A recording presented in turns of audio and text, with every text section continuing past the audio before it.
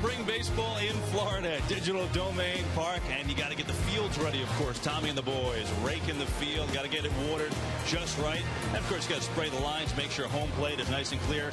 Get your food and your hot dogs. Mets are in action this afternoon. City presents spring training baseball on SNY. It's the New York Mets playing host to the Detroit Tigers here from Port St. Lucie, Florida. Hi, everyone. I'm Kevin Burkhardt. Keith Hernandez joins me in just a moment as the Mets take on the Tigers today. And Johan Santana gets his third spring start. And, you know, it's really amazing. This Mets camp has turned into an injury camp. So much of the watch has been on the guys that are hurt and when and if they will come back. Think about how this camp started with Johan Santana as maybe the biggest question mark.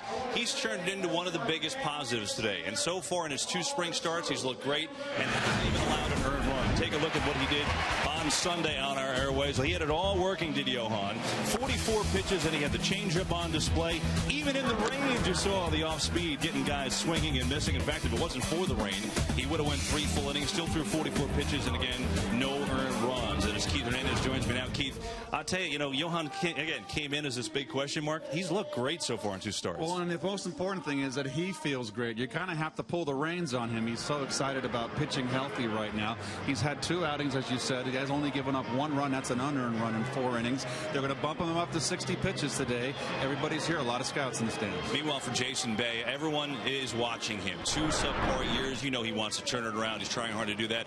Yesterday, Keith, maybe a breakthrough. 2 for 2, a double against Josh Johnson. That's a good start. Well, you know, Josh Johnson, one of the best pitchers in the game. It's very promising. Got an off-field double in the right center field. He's very cautious in the press. He just said, you know, I'm working towards it. I'm staying with my old stance, and it's a work in progress right now. I'm feeling a little better at the plate. You got 2.5 more weeks left of our opening day. He's got a lot of time to get his groove. Jason Bay's in the lineup today. Johan Santana is on the mound as the Mets take on the Detroit Tigers. We'll watch Johan up around 60 pitches today in the Florida sunshine. First pitch next.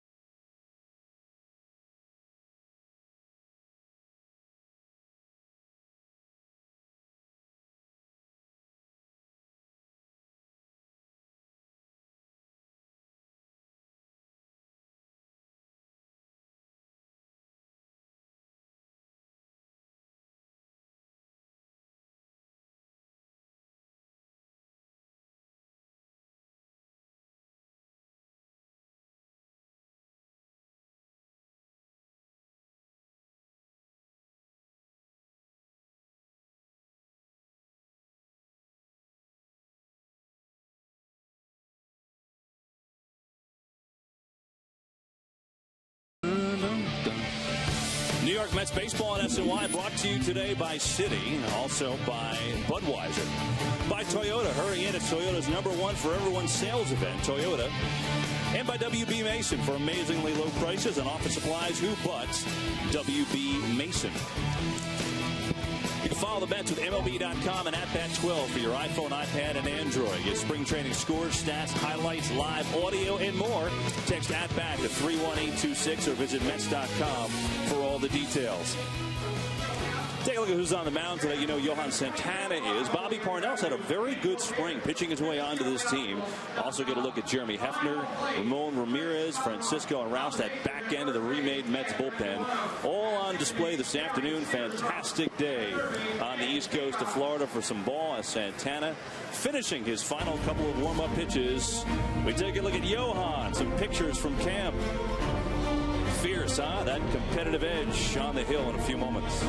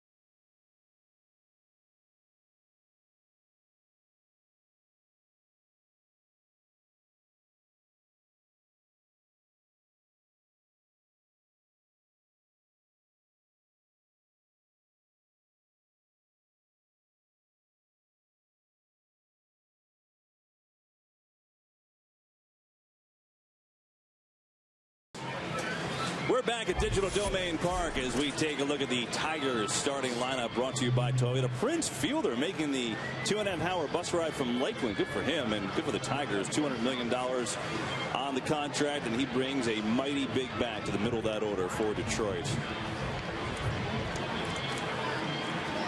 That's the place to be, Keith. The berm is filling up today, catching the rays out there. I couldn't agree with you more. To get the afternoon sun, just bake out there and soak in the warmth. And we'll take a look at the Mets Lexus defense, and Mike Davis is a start. That's very promising. He's had no issues with that ankle. They injured last year in Colorado. Murphy at second base again. He'll be there.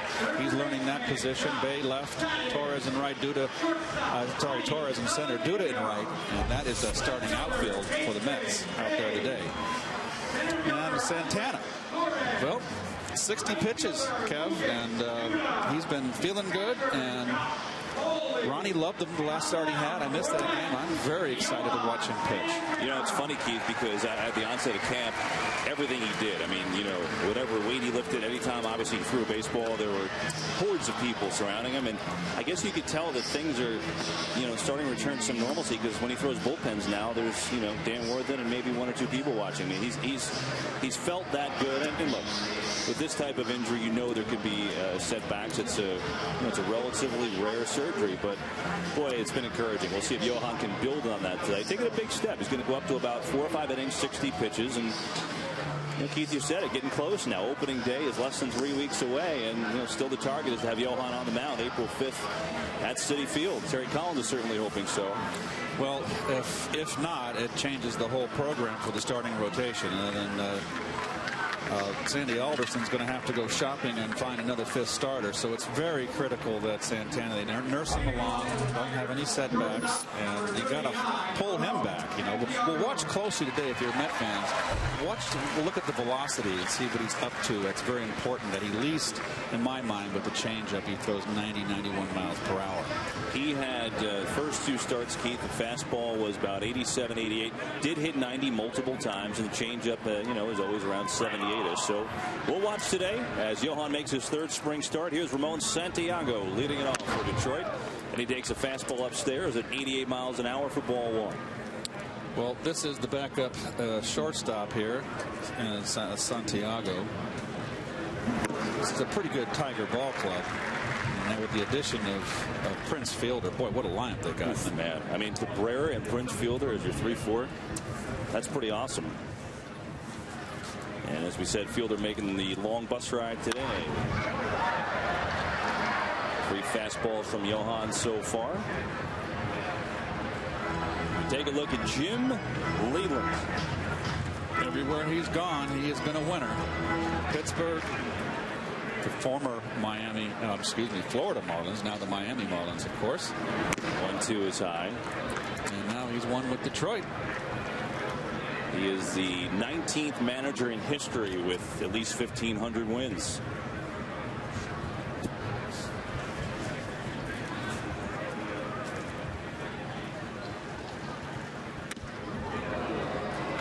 Johan tried to paint inside, just missing, and the count goes full on the first batter of the game.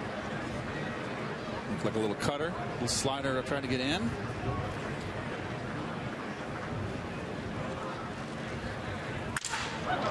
Broken bat, opportunity for Satin, and there's 1 down.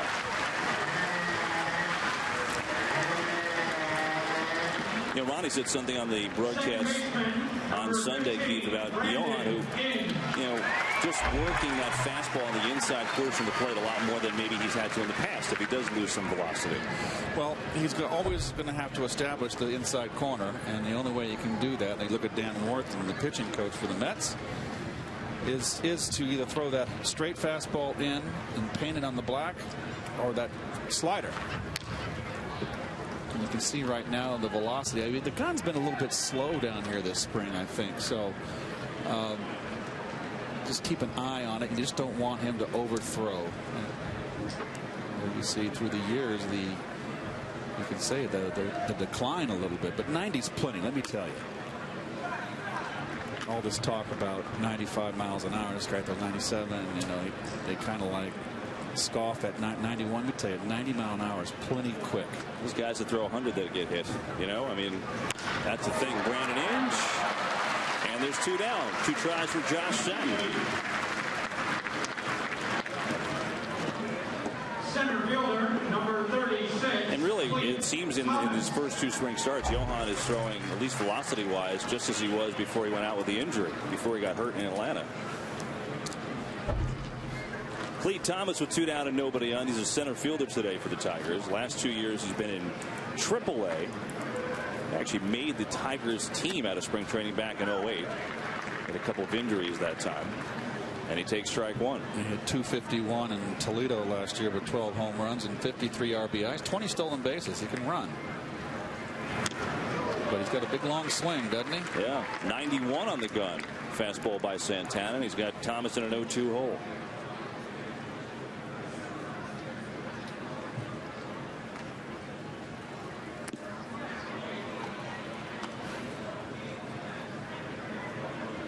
God, you can.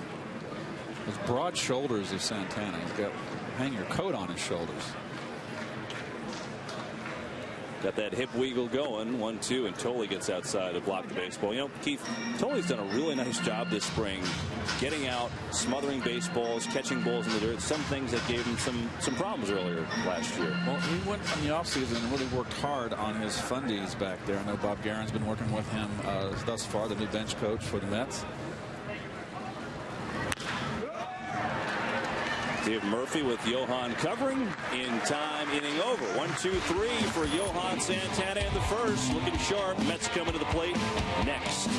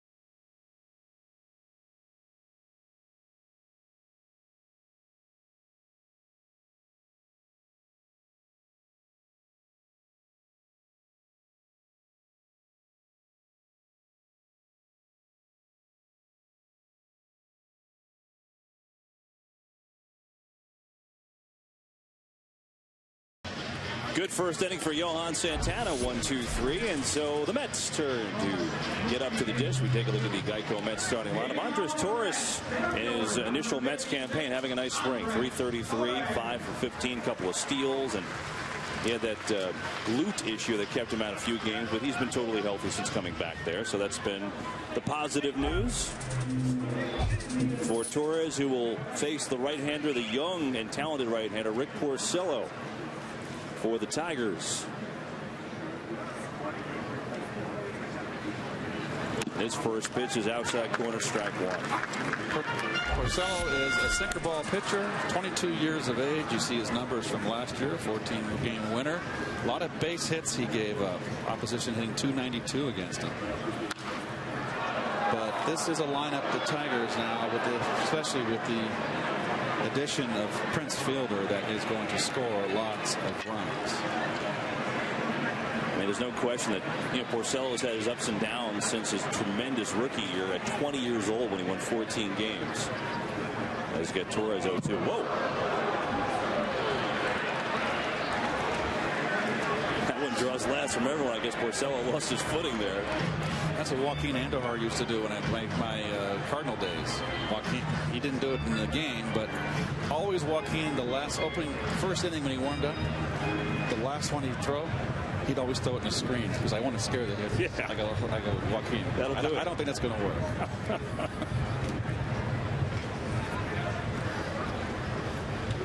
1-2 to Torres. Just gets a piece. But speaking of that rookie year, 20 years old for Porcello, yes, he's had some ups and downs since then, but it's actually pretty impressive considering he was only 23 years old. In fact, 2011 last year, the third consecutive year, 10 or more wins, becoming the first major league pitcher with 3 or more of those double-digit win seasons since Dwight Gooden did it at that age.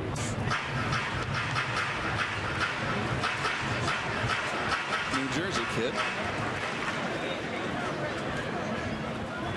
2-2 to Torres, and he lays off. Yeah, went to Seton Hall Prep, did Porcello. Well, the Tiger rotation is going to be pretty much set. The starting four. Verlander, of course, all world.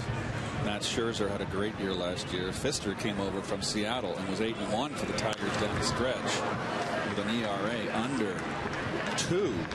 And of course, Porcello. There's a fight for the 5th spot in this rotation. And Oliver has the leg up. And those numbers on Oliver on the right are last year in AAA Toledo. Torres trying to find the gap. Can't get there, though. Delman Young makes the play, and there's one down. Second baseman, number 28. Take a look at the Tigers defense, brought to you by City. And Inge, probably third baseman, I think, with the acquisition of Prince Fielder now at first base, and Cabrera going back to third. They could monkey around with that lineup. They can DH the 2 of them, but Inge is going to have to make his move over to second base. So far, reports are Inge at second has actually looked very, very good. So he'll get a chance to try and win that job, or at least get a lot of playing time there. And he got hurt last year, didn't he? He dealt with mono last year, and it was, I remember talking to him when the Mets were in Detroit. It just messed up his whole year. He got sent down to AAA, and then came up and actually had a decent September. He wound up hitting on the interstate for the year. Under 200, I think 197. Clear, 197. In 269 at bats. Well, Murphy at 263 on the spring, looking for his first extra base hit this spring for the Mets. Has been relatively quiet about his work at second base. He's just kind of gone out there and done his thing so far. Well, he's got 2 good guys to teach him to pivot, and that's the most critical thing. And that's Wally Backman, of course, who's here, and Tim Tuffle, our Mets new third base coach. Both second basemen on that 86 squad. So he's in good hands. There's Waldo Pepper. We used to call him the great Waldo Pepper. Wally always having fun around camp, too. Porcello moving Murphy off the plate.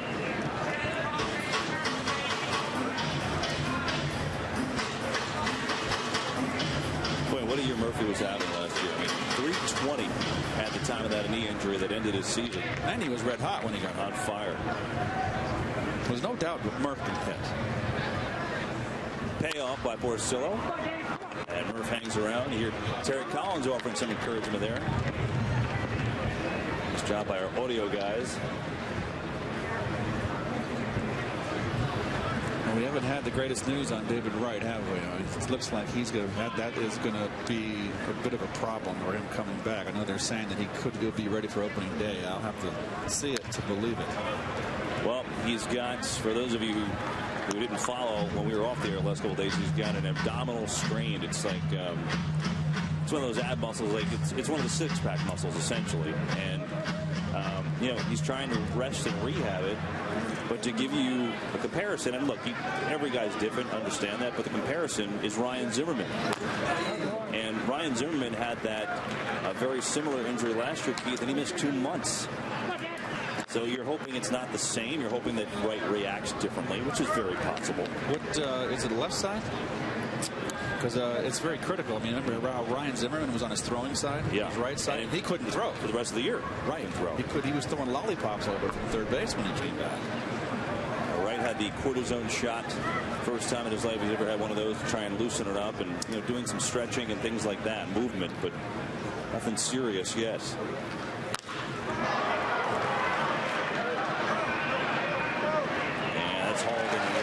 Quentin Berry, 2 down. Left fielder number 44, Jason Bay.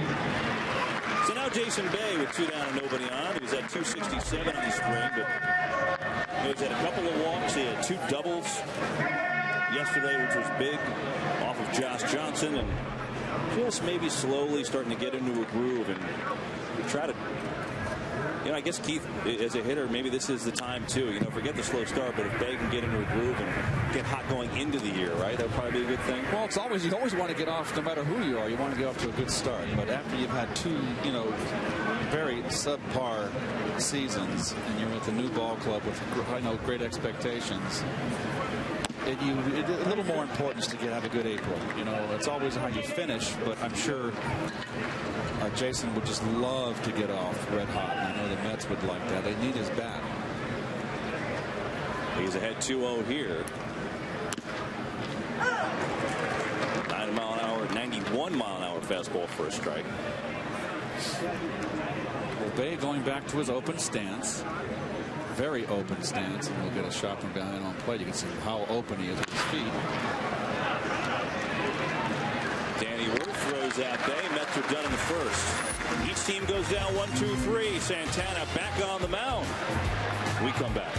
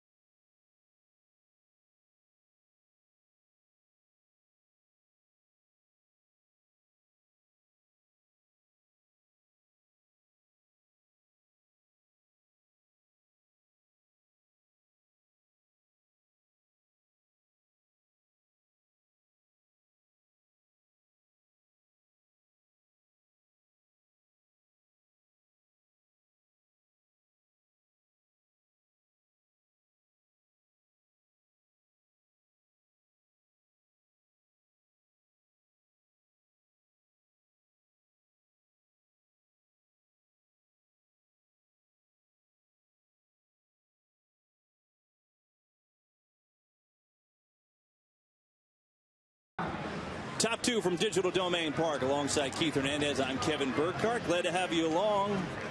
Oh, can't beat the hot pretzel. Hold the salt. Really? No salt? A little bit. You got to break it off and dip it into the salt. That's quality. Seeing he gives back the right change. All right, well, our camera guys say they'll check that out for us. Here's Prince Fielder, the big offseason splash for the Tigers facing Johan Santana. This will be fun to watch, even if it is a spring training matchup. Fielder puts a good hack on it, but right to center. Torres has it lined up. Well, good swing on that. Slider away enough. Got towards the end of the bat of Fielder. But a good swing. That's just a good spot. That's a pitch right there. You can see him going. He was a little bit out in front. That's a matter of that pitch being 3 more inches over the middle. That would have been troublesome. Delman Young bats. You know, Fielder gets the 4th largest deal in Major League Baseball history. 9 years, $214 million. But as a power hitter, it's tough to compare him to many. I mean, you know, Giancarlo Stanton of the Marlins with that type of raw power. But there's not many of the guys that have what he brings to the table. And you know, Keith, you look at Fielder and Cabrera in the middle of that lineup. You can't beat that in Major League Baseball. No. And they're always worried about Fielder. Has always had a weight problem in both of them. But Fielder's a big guy. But Fielder played 162 games last year. Mm-hmm. Take a look at the numbers. You know, the last 6 years, he's averaged 37 home runs and 106 RBIs. Average. How much are they paying him by the pound? I haven't done the math. He's a good guy, though. He's a guy you want to have around your clubhouse. You know, he's a jovial guy. He's fun. He's great with his teammates, good with the media. He'll be great in Detroit in terms of that. And there's no park that could hold him. Even Comerica. 1-2 to Young, and Santana's fastball is high. Santana's fastball's got some juice today, Keith. That's good. 90 miles an hour there, and that's nice to see.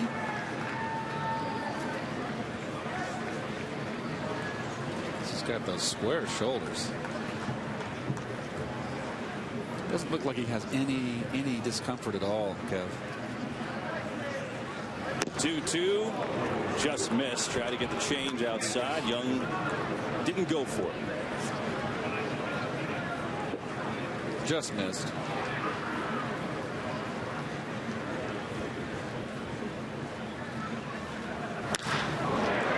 Young on that one. That's a base hit. Young goes into second as Bay retrieves. It's a one-out double for Detroit. We got this changeup up and out over the middle.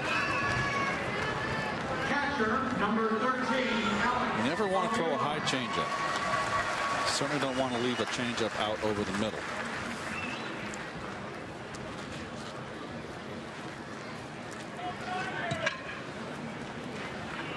So Santana allowing his first base hit, first base runner here in the second inning of his third spring start. That'll bring up really one of the bright young stars in this game. Alex Avila, the catcher, all-star, 25 years old, had an incredible year last year for this Tigers club. And he takes a fastball for strike one. You know, Avila is a guy that came up, just had a great reputation as a defensive catcher, game caller, has a great arm. Keith, last year he had 295 with 19 bumps. 82 RBI. I see 73 walks, too. Has a good eye at the plate. So he's not only being productive, he's also getting on base. The only issue I see, Kev, he struck out 131 times last year. But, you know, you want to see him cut back. And if you strike out that many times, if you put the ball in play, you got a chance to get a base hit. It could be a dork, it could be a bleeder, or it could be a line drive. If you strike out, you got no chance. You know, you just take a right-hand turn in the dugout.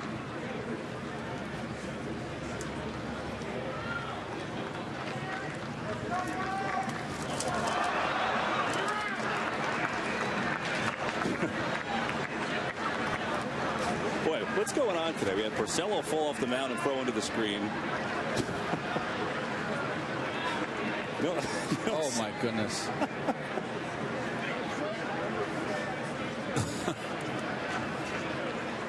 Nice smile. 25 years old with the whole future in front of him.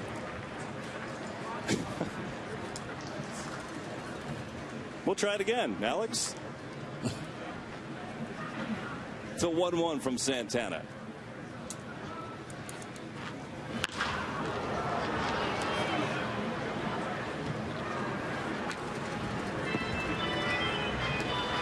Johan just turned 33 this week. Two-time Cy Young Award winner, four-time All-Star, that is, Gold Glove winner.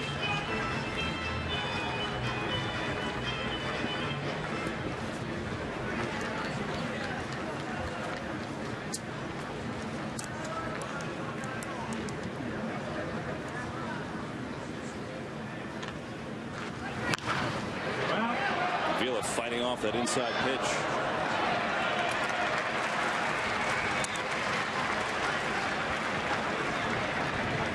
Good location inside. Santana has number 57. I always wears 57. That was my first spring training number when I got invited to my first camp. Was it really? In spring, I was a non-roster invitee, and I was very happy to have any number. I wasn't pleased with having a middle linebacker's number. At least you saw the 7 in, so that stayed consistent. Yeah. Right? Yep. 1-2 to Avila. Murphy kind of had to reset himself, but he gets Avila as Young goes on to third. Now 2 away. Well, Murph playing very deep out on the grass. Does a nice job with that backhand. I mean, it's a routine play, but we've got to keep our eye on Murph here. You know, it's a position he's not familiar with. Now, Murph, I guess by trade, his best position is third base. But he made that look very easy.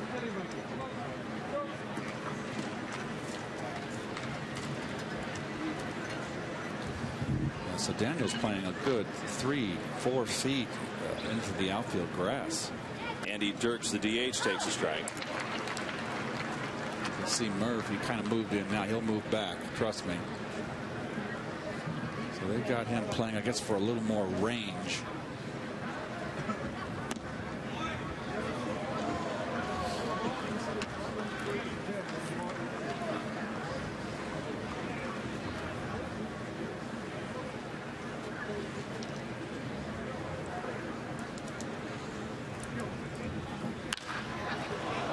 Now 1-2 to Dirks. You know, for Murphy, though, Keith, it's never been in the field like he can't field ground balls or can't throw the ball. It always seems like for him it's always been of kind of knowing his own range and knowing what he can and can get to, that type of thing. Well, one of those guys, very aggressive by nature. Yeah. And he just got to know what ball is his and what ball is his guy next to him.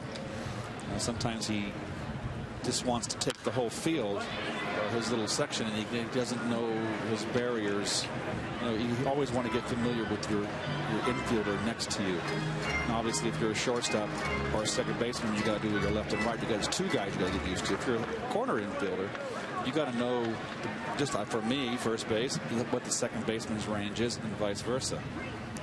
Santana working hard against Dirks as Tolley gets down to block it, and it's 2-2. It's almost like, I guess, a quarterback throwing the ball out of bounds, right? I mean, if there's nothing there, instead of trying to zip it into double coverage, just throw it away and wait for the next play.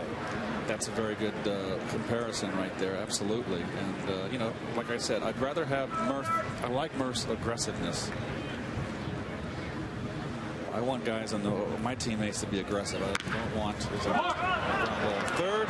Satin can't make the play, and the Tigers on the board. Well, I got to think that's going to be ruled a base hit. I think he would have beat this out. So Satin kind of hesitated there a little bit and didn't charge it quickly, and that was the difference. They were beating it out. Number 29, Danny Worth. And with Dirks' ability to run, I think you're right, he would have beaten it out anyway. So an RBI for Andy Dirks. That'll bring up the third baseman today, Danny Worth. That's the first earned run that Santana's given up this spring now, in close to 6 innings, 5 2/3. Got 2 down, and that'll try to keep Dirks close with Worth at the plate. Worth, a second-round pick in 2007 for the Tigers out of Pepperdine.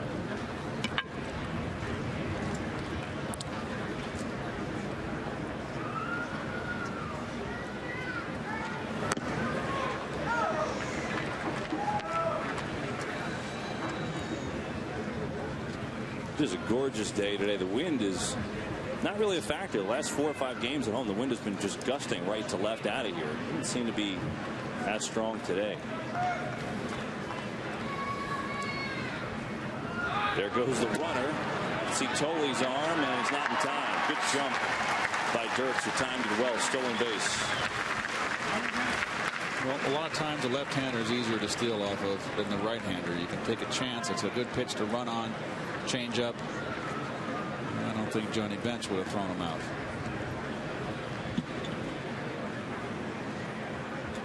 Interesting, though, Keith, just watching the positioning by Murphy, right? I mean, that's something that he's obviously working on. Yes, he I believe he got hurt, didn't he, last year on a stolen base? Yes, he did. Meanwhile, 0-2 to Worth.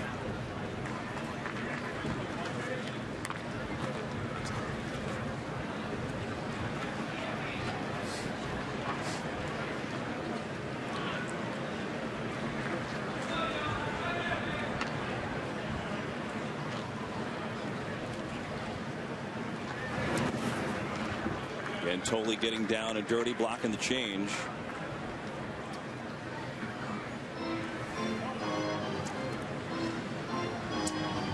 Well, good fundies right there. Atta baby. Get that body in front. That was something that's all footwork.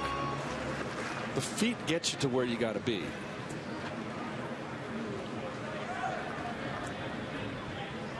Two. Foul balls are sending by the Tigers, making Johan work a little bit here. They're having some pretty good at bats against him. And there's a lot of left-handers in this lineup. There's 4 to be exact.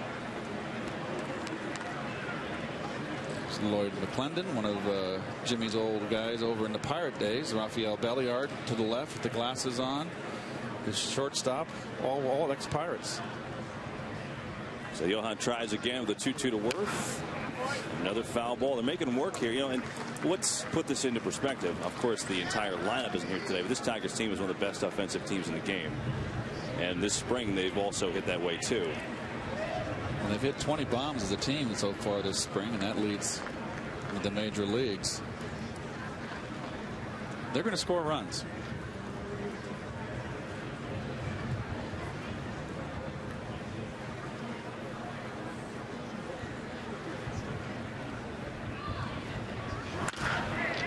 Another chance for Satin. And the inning is over. Tigers, though, put the first earned run against Santana this spring. They leave a runner on. What a wacky game so far. You got Porcello falling down. Hold on to your bats. Tigers 1-0 over the Mets.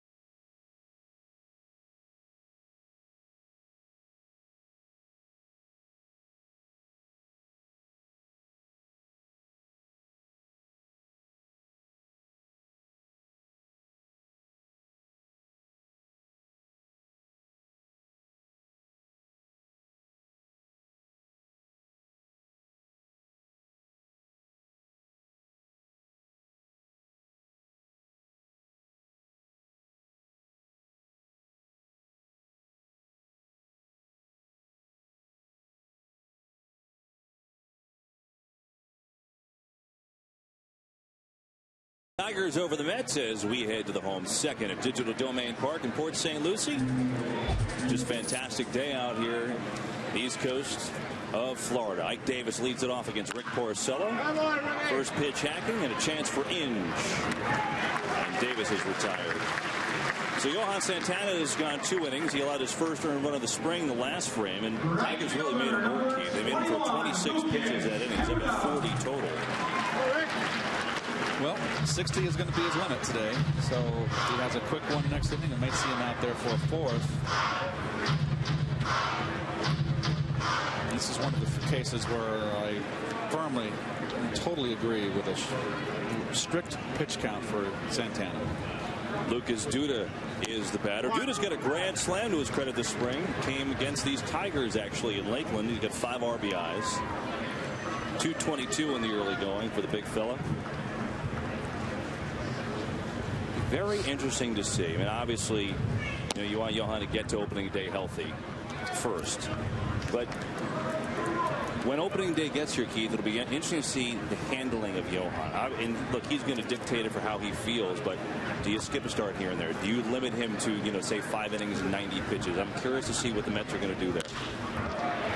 Nicely done the other way from Duda, who's got a base hit. First of the afternoon for the Mets. Well, Lucas has shown he can go the other way. Nice eye at the plate. Very patient hitter for a young guy. That was a good sinker down and away, and that's all you can do with it right there.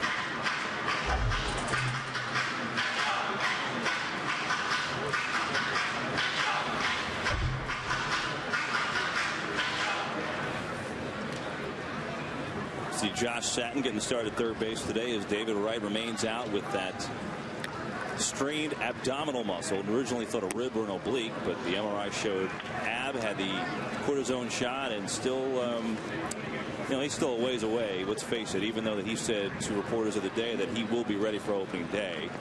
Gotta love David being enthusiastic. The reality is he nor anyone else has any idea when he's going to be back at this point. Still have some time, a little under 3 weeks for opening day.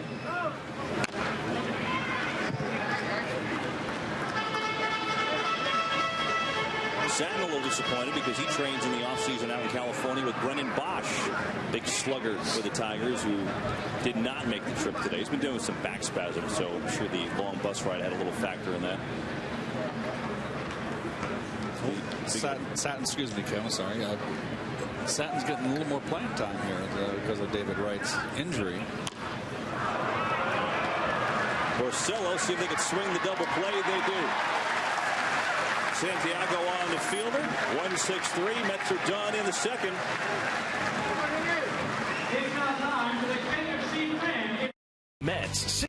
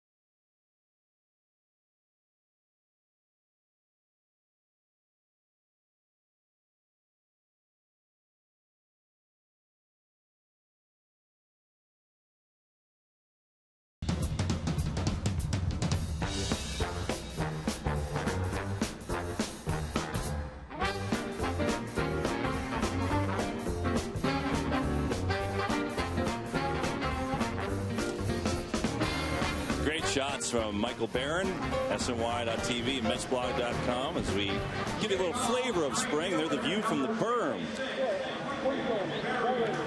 And that view has the Tigers in front of the Mets 1-0 as we go to the third. Number 9 hitter and right fielder Quentin Berry for the Tigers against Johan Santana, making his third spring start. Finally has allowed an earned run today after a double by Delman Young and an RBI single by Andy Dirks, infield single at that. But Santana had to work. 26 pitches the last frame. He's at 40. The max today is 60. So depending on how this inning goes, it might be the last for him. We'll see. He went 2 2/3 his last time out. Probably would have went 3 if not for the rain.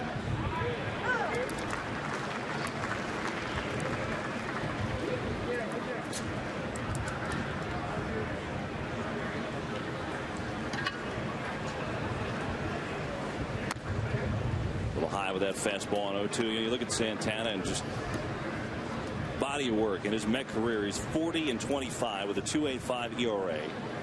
And then you look at his record, 133-69, second best winning percentage among active pitchers. Chance for Cedeno. Berry's retired. Only guy ahead of Santana is Roy Halladay. Roy Halladay's having a tough spring. Say his velocity is down, his location. He is scoffed at what the scouts have said. He got touched up his last outing. He's 37 years old, I believe. Isn't Halladay? He's up there. And Roy said, hey, listen, it takes a little time. All these innings I've allowed, it takes a little time for me to get going. So trying to calm the masses. Phillies have some issues, though, Keith. I mean, they really do. Look, they're pitching, even with you're expecting Halladay to be okay, but Halladay and Lee and Hamels, that's awesome. But Chase Utley hasn't played an inning yet in spring training. His degenerative knee and hip conditions are an issue. And in fact, he won't even talk to the media, neither the Phillies, about it. They're just completely silent on the issue. Then Ryan Howard has that infection now. He's wearing a boot. So he's totally regressed in his comeback from Achilles surgery. Well, that's a big deal. The Achilles tendon surgery is serious and could be career ending. And that's a big man, too. That's a lot of weight that has to be supported. And Santana issues a 4-pitch walk to Ramon Santiago, so his first walk of the game.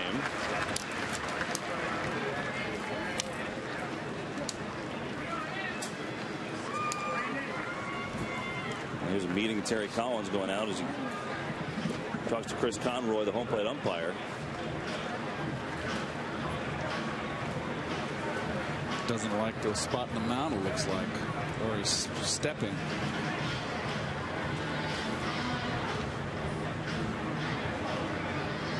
All right.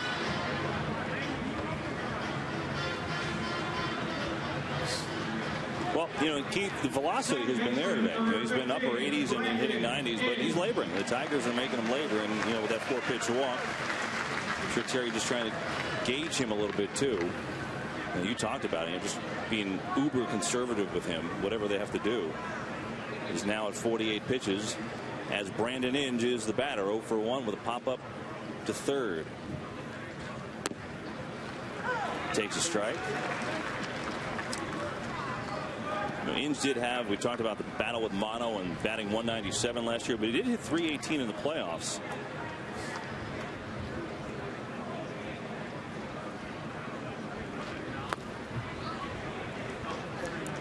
Johan at 50 pitches now. As a matter of fact, Inge could have been a hero. Game 4, he had a huge homer in the bottom of the 7th inning as the Tigers tied the Rangers. Problem is, Nelson Cruz hit a homer in extra innings and make that the Rangers won.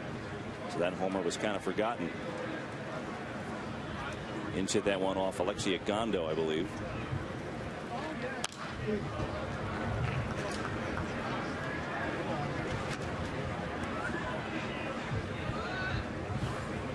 Nice crowd today. Just about a full house. Yeah.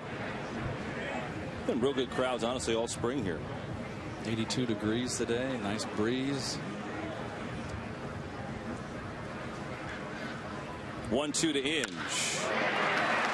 And he's got a base hit. Inge rips that Santana fastball. First and second, one down with Cleat Thomas, a Prince fielder, coming up. It's just like Santana's lost a little bit of his location. Making too many, that's over the middle a little bit too much there and up.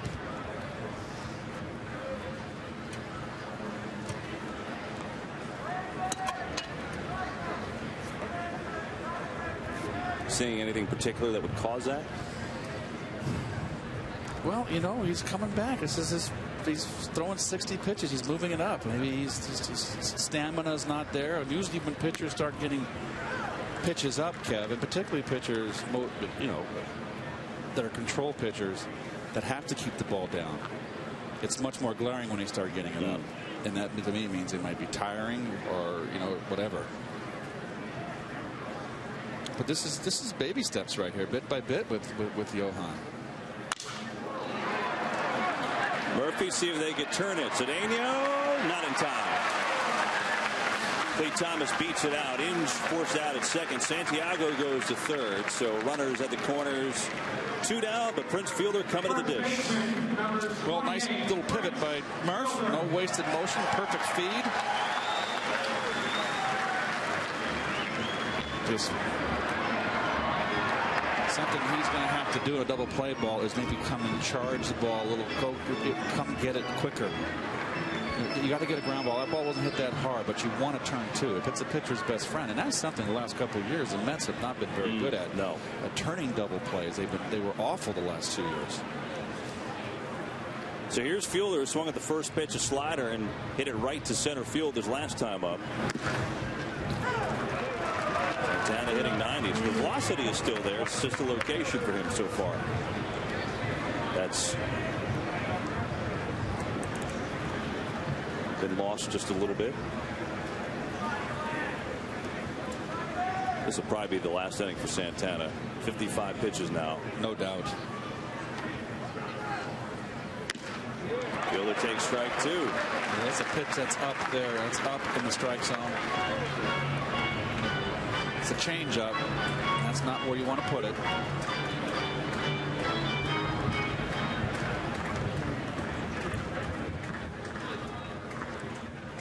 Santana does not have a strikeout yet. He's got Fielder 0-2 with runners on the corners. You know, I guess Prince, after he swung at the first pitch his first time, he did have that 2-hour 40-minute bus ride, so I figured he might as well see a couple pitches this time. Why not?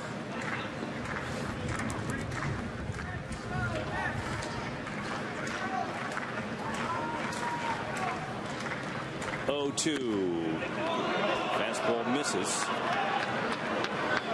Fielder's got such a good eye. You know, I've always had Milwaukee. We've been on the road and always gone to Milwaukee. They've come to town. He's never was in a hot streak over the 3 years. Last year, we caught him both times red hot. Boy, was he impressive. Yeah, he was. Again, Santana goes to the well. 92. That's the hardest he's thrown. It's a big out right here. Just missed. Good eye.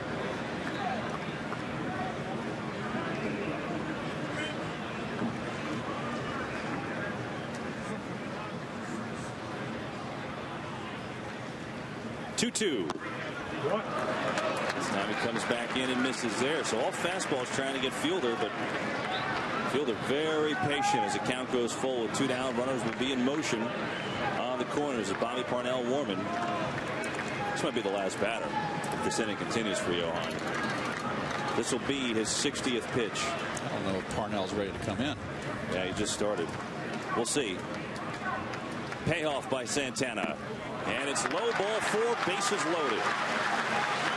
Second walk of the inning, Keith. And there goes Dan Wortham to the mound slowly. No, if you're trying to buy for time, you can walk out there. And that was a very, very impressive at bat by Fielder. Well, you get a guy with that power that can have that type of patience. That's something.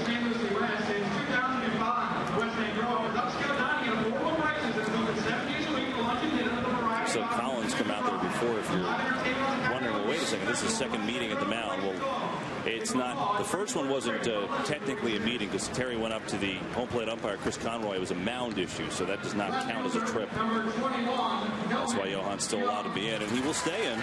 Bases loaded for Delman Young, who ripped a double to left field his last time up. Now he's got the bases loaded. As you take a look, Fielder on first, 2 down, 1-0 Tigers here in the third.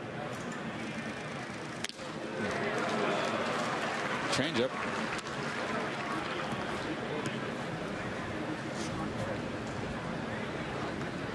Fastball's been fine today, Keith. Change is probably not the location that he's wanted today. Ooh, good cut. In an 0-2 hole. He's been up here this inning in particular, and towards the latter part of the last inning. He's had to work hard these last 2 innings. He got a lot of tough at bats in the second inning and in trouble in this inning. But he's 1 out away from getting out of this. Santana's 0-2. Nice job by Tolley again to block a ball in the dirt. He keeps Santiago at third.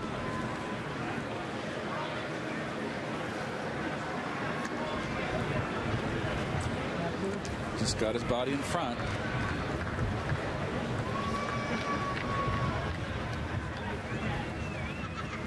One, 2. Delman Young was a terrific trade by Dave Dombrowski for the Tigers. Came over as a waiver wire deal from the Twins because the Twins fell apart.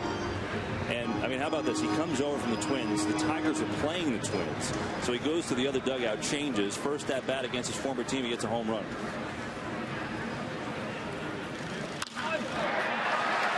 And he comes through here with a base hit. 1 run comes in to score. Here comes Thomas. He scores. 2-run single for Delman Young. And it's 3-0 Detroit. Pretty fine at bat right there. Got a fastball, and that's going to be it for Johan. Down, and he wants it inside. He missed.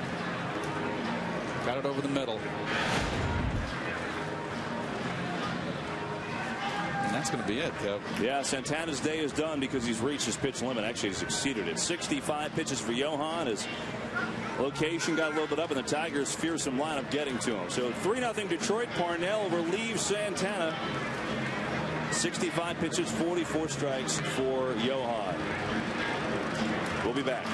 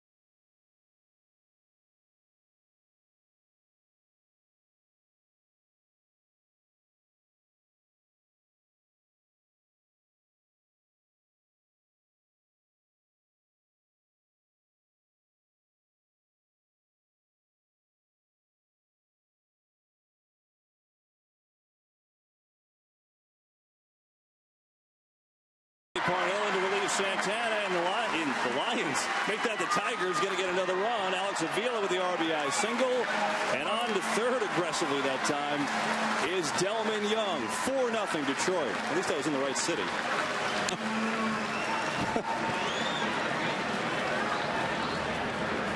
You're thinking of the Cowboys there, Kev. I guess so. Now batting Calvin Johnson. Here's Bobby Parnell, Keith, in relief of Santana. He warmed up a lot quicker than he thought he was going to have to. Well, you know, Bobby, there's his numbers last year. Big strikeout guy, throws hard. He's having a good spring. You know, you never want to come up, you never as a reliever want to come in and give up someone else's runs. Parnell trying to stop the damage. So 4 runs, all charged Santana. As Andy Dirks is the batter, trying to get more with runners in the corners from Detroit. You see his day. And still the runner on third belongs to Johan, so it could be 5 runs.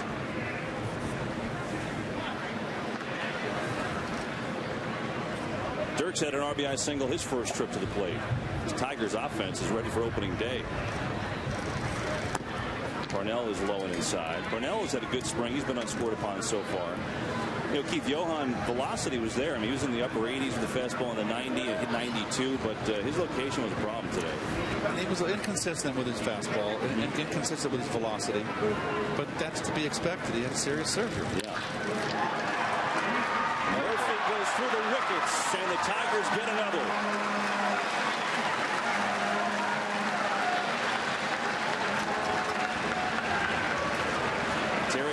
watches on as this inning gets ugly for the Mets. 5-0 Detroit on the Murphy error. Murph gets caught in the in-between hop, and you never want to play the in-between hop. He's either got to pull back or go in and try to get the short hop. And he looked a little awkward sidling towards that ball.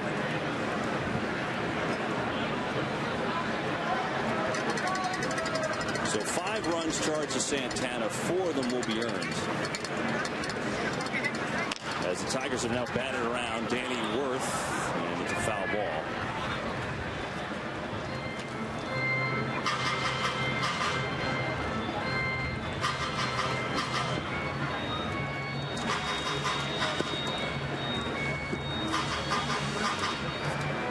That closes the book on Johan, does it not? It does, Keith. 2 2/3 innings, 5 runs, 4 of them earned, 4 hits, 2 walks, no strikeouts, 65 pitches, 40 for strikes. As Parnell's 0-1 to Worth. There's a strike.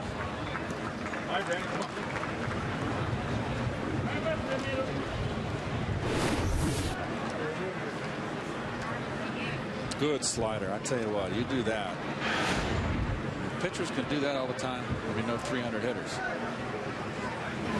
And Parnell gets him with high cheddar to end the frame. But the Tigers bat around, and they put 4 on the board.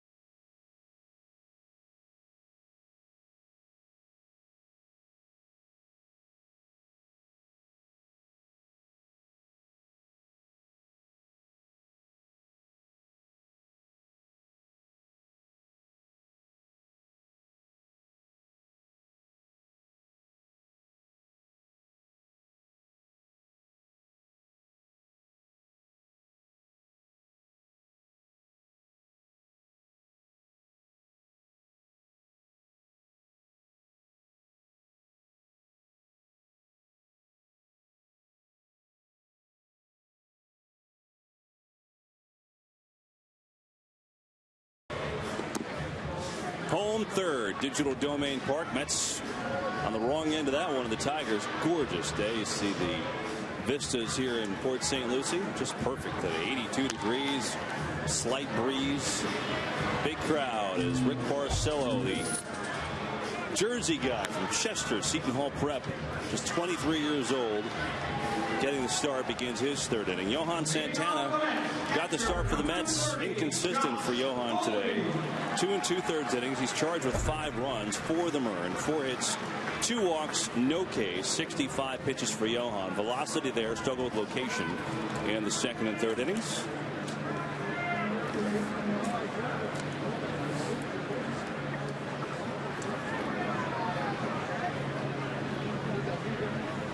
Josh Toley leads it off. Josh had a good spring, not only defensively we've talked about, but he's also batting .333, has drawn 4 walks. Well, that's what Josh has to do. I mean, Josh does not run real well. He's not a power hitter. He's kind of out of that Milt May mold. I always bring that up. Milt May was a good hitter. But, you know, they're basically a single double hitter.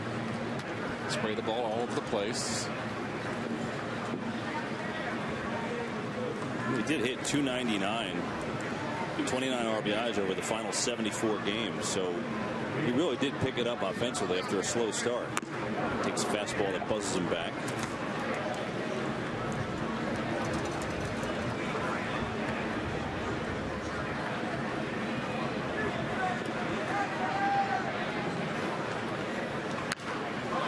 Look out. Totally slams one into the crowd. I always just marvel at the fact that more people don't get hurt. For some reason, a ball like that, it just seems to find a place where that's a vacancy. Yeah. Especially these games, you know, it's spring. People are just kind of hanging out, right, not paying attention. You've got to pay attention. Porcello's got a 2-2, and again, he rushes totally back a little bit. Josh is just 25 years old still. He's, you know, but he really dedicated himself this offseason to get better. And I think coming into camp, even though he was the #1 guy, Terry Collins kind of put it out there that, hey, this is no lock. Right. To light a fire under him, Keith. And you know what? I think it has. I mean, I think he's shown that he really worked hard, and especially defensively has just been impressive. Nice catch. I think he dropped it. He did. Yeah, that's a shame.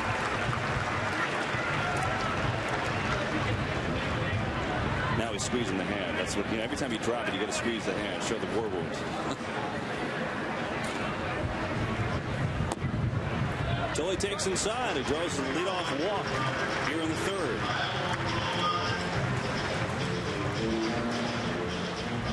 Well, they wanted to pitch Josh inside.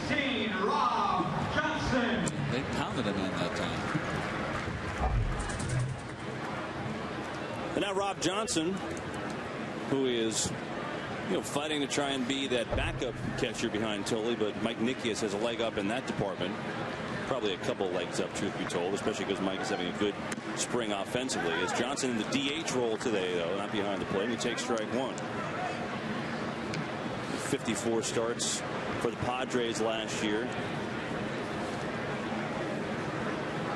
29 years old, out of Anaconda, Montana, where they don't have high school baseball.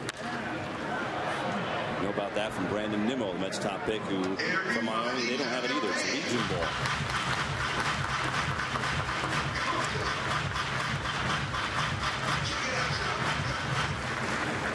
Johnson is a guy in the defensive mode, make no mistakes, got a good arm, and that's why he's here.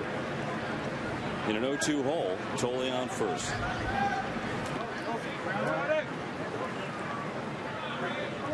Nice block.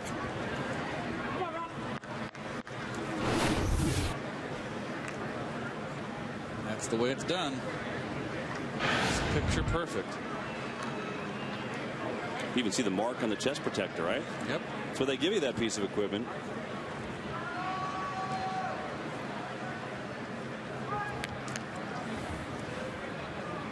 One-two, and Johnson down swinging. That's the first strikeout for Porcelli. And that's boy, that ball just dropped. Pretty wicked.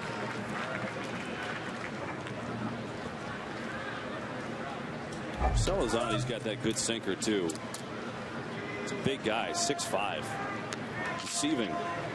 Ronnie Cedeno now. His first at bat takes low. He missed some time with tendonitis of his knee and that added to a little bit of the, I think, the anger of Terry Collins the last few days, a couple days ago. Terry was not particularly thrilled with the way the camp was going with the injuries, and you can't blame him. Just not mad at a player, just frustrated in general. Well, one thing you want to do, and I think Ralph was doing the game, and Ralph said it, you know, you're fighting for a job on a ball club. You don't want, you're going to go out there and play with a little bit of aches and pains. You're trying to make a club, and you certainly don't want to get labeled by your manager or your coaches. You fall in the doghouse, that's not a good thing, you know, so. Oh, that man right there, Terry Collins, is a fiery guy, and I'm kind of glad he kind of sounded off a little bit. Meanwhile, the guy that Cedeno replaces, Ruben Tejada, is still out. We talked about Terry erupting in today. That was after Tejada was the latest casualty, strained a groin in infield, and Terry was just so fed up with the injuries. And again, he said after the game, look, I'm not mad at any particular player, I'm just mad at the situation. Bottom line is, I talked to Tejada. Looks like he told me that the game plan seems to be to play him on Sunday. He said he's feeling much better. He even took drills and things like that today. So I think Ruben's going to be just fine. That's good news. A lot of cuts in camp. The rosters, a lot of guys got sent to minor league camp. A lot of kids got sent down. I think Neuenhuis, they wanted to keep him longer. I think they sent a message. Neuenhuis was hurt. I'm not saying that they're, just okay, you're hurt. We're going to get a look. You're going back to the minor leagues. Steve Saban's in there too, Keith. Santiago, a long way to go to get that one. And Ronnie Cedeno. It's a 2-on, 1 out for the Mets. Kind of stabbed at this in the backhand. Kind of took his eye off the ball and everything. He had it. They scored a hit. I don't think he's going to get Cedeno. If he makes it, he'd have to make a terrific throw. So because of that, they give the infield single to Cedeno as we go back to the top of the order with Andres Torres, who is now the lone switch hitter on the Mets. And this is a team that had their share of switch hitters. I mean, even go back to last year with Reyes and Pagan and Beltran. Mets actually have, so I'm looking at the roster now to double check myself, I actually have Manny Acosta listed as a switch hitter.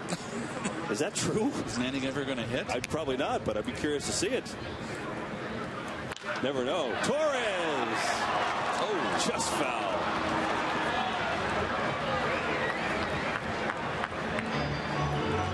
Well, Torres, a switch hitter, much better left-hand hitter than right.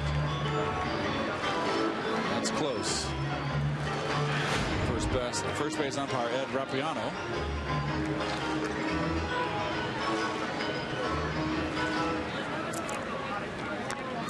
On your toes.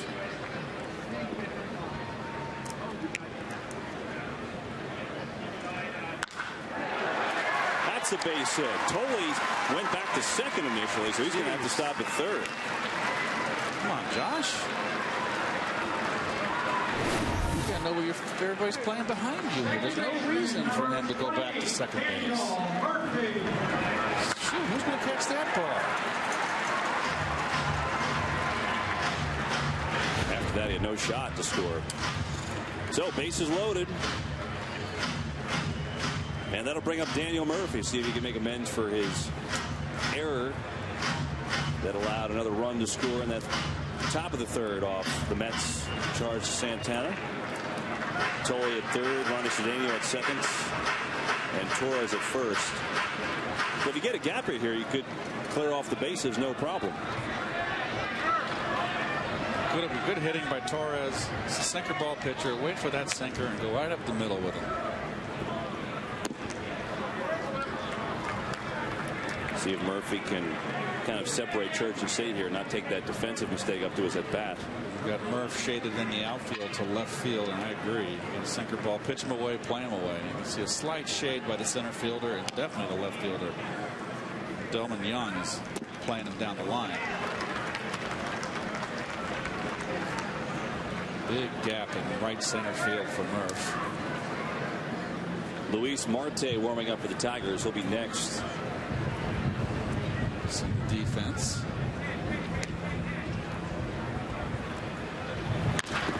Murphy jammed. And Inge can't corral it. He wants an interference call. He's going to get it. Jeez, not exactly the base running inning for the ages for the Mets. It's going to take away the run, yes, too. It does. Oh, my word. Torres out. Runners go back to their original bag. Can't get hit here. Not going to turn two on that. Oh, boy. In the midst of a 5-game losing streak, and when it rains, it pours. So now Bay with 2 down, and the bases loaded. A chance for Bay. He was looking for his first spring home run. He's 0 for 1 with a ground out to third.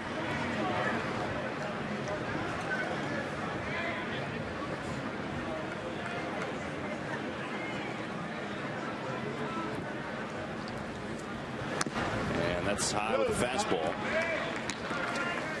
Keith, when you're a power hitter like Bay, are you concerned with home runs in the spring? And at this point? No, definitely not. You just want to get your groove.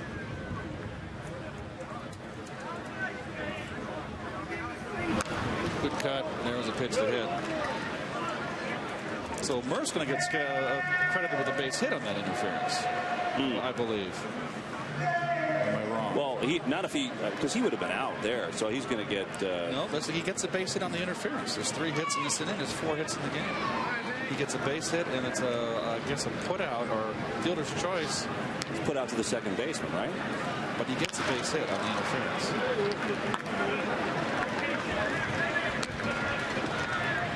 Where's Gary when we need him? Gary, you home listening?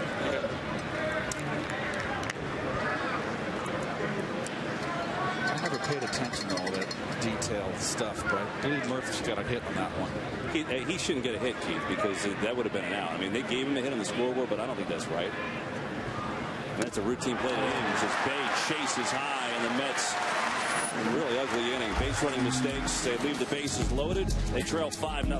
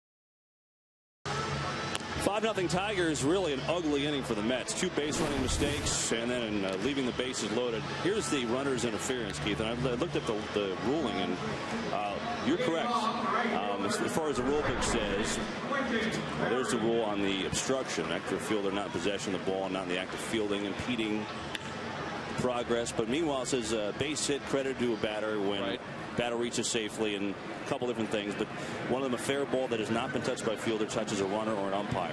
So correct you are, my man.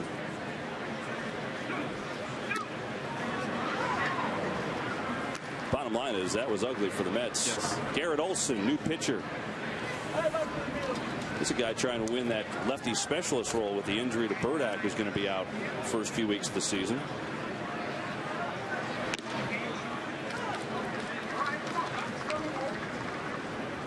Quentin Berry grounded out his first time.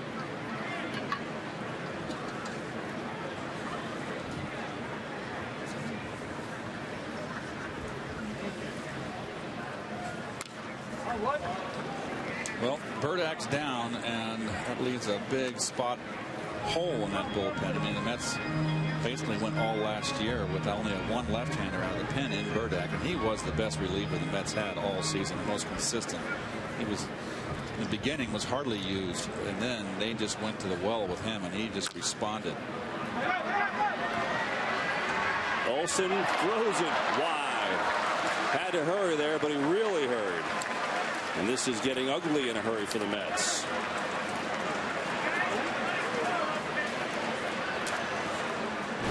The second error of the game for the Metsies here. And too much arm motion with the throw. Threw it sidearm, and boy, oh boy. Just a little bit left.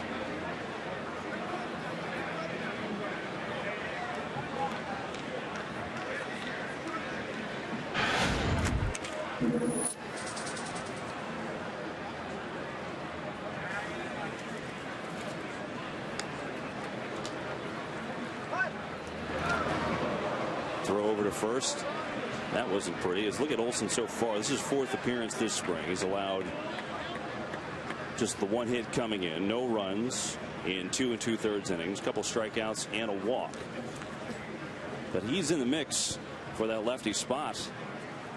And the list is growing shorter because Robert Carson was shipped over to minor league camp. Chuck James, the former Brave, is in that mix. Danny Herrera. And then Josh Edgin, the wild card from A-ball last year, who got invited to major league camp after Burdak's surgery, who his chances are remote, but he's got a shot because you talk to everybody around this camp, and he has the most electric stuff from a lefty. He throws hard, got a biting slider. Pretty good stories. Not so many guys in A-ball that make it to the majors the next year. It's obviously happened, but it's rare. It's open season for lefties.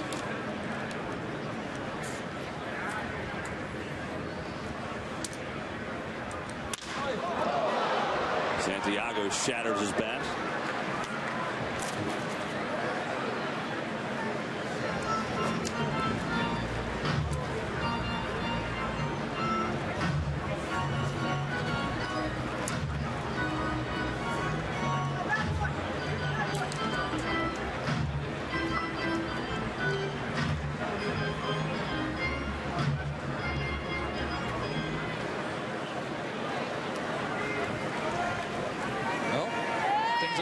For Met fans, but that always can soak in the Rays on the berm. Santana going fishing. Can't beat that, right?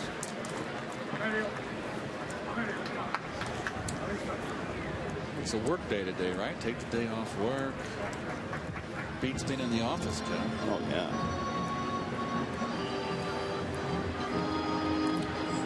Check in with Around the Majors, brought to you by Citi. Chen-Ming Wong, tough injury, fielding, trying to cover the bag at first base, and he strained a hammy. We're supposed to find out today the severity of that. But that would put John Lannon back in the rotation in Washington. Ryan Howard began to light exercise, but told you he's a long way away. And then Andy Pettitte. How about that? A 1-year, $2.5 million minor league. He's going to start out in the minor leagues, but Andy Pettitte is coming back to the Yankees. It's hard to say goodbye, huh? I didn't see that one coming. Not at all.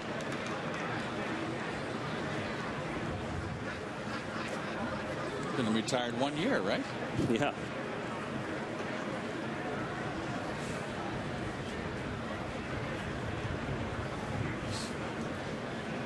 One and two to Santiago, and he gets him fishing for strike 3. So Garrett Olson has his first strikeout, and there's one down here in the 4th.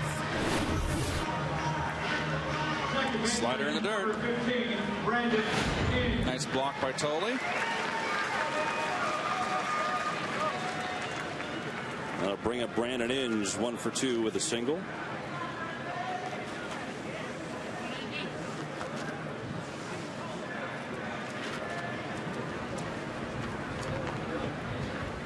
Trying to clean out those cleats. Olson's 28 years old, signed with a minor league deal with the Mets back in December. Last year made the Pirates out of spring training and got in 4 games with Pittsburgh, and then spent the year in their AAA club with Indianapolis.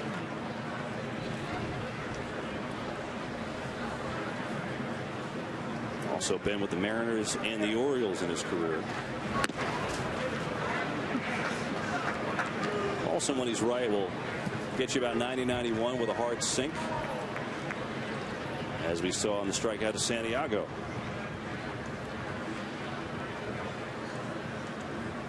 So you get 2.5 weeks for one of these lefties to distinguish themselves and make the club as the lefty. And it's, you know, it's pretty obvious from the get-go the Mets were only going to carry one lefty anyway, but now it's certainly clear it'd be one lefty while Bird acts out.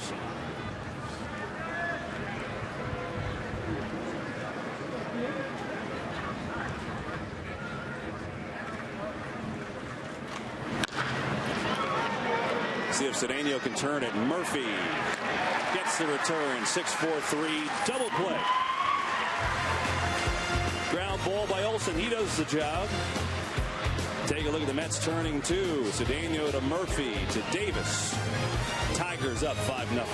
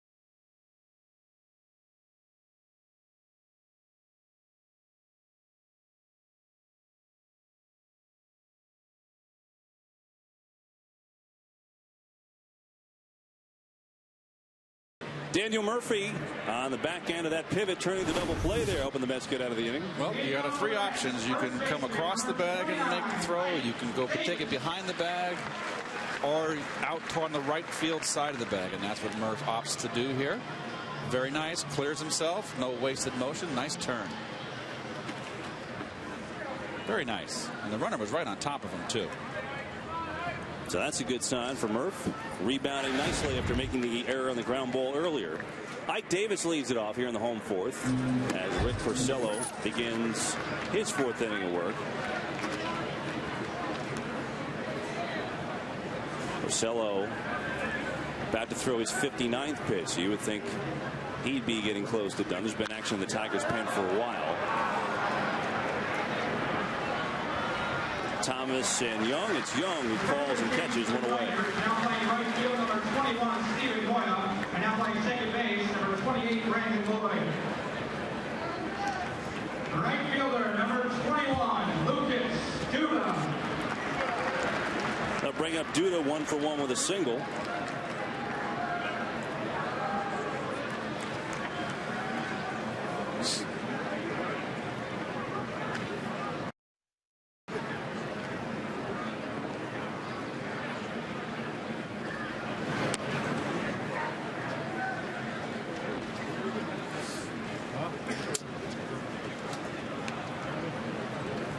Still, as Luis Marte has been warming for over an inning in the Tigers pen on and off, so he's ready whenever Tigers Dean Porcello's day is over.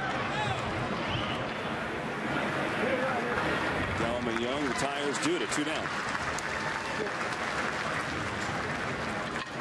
Third baseman, number 3, Josh Sadden.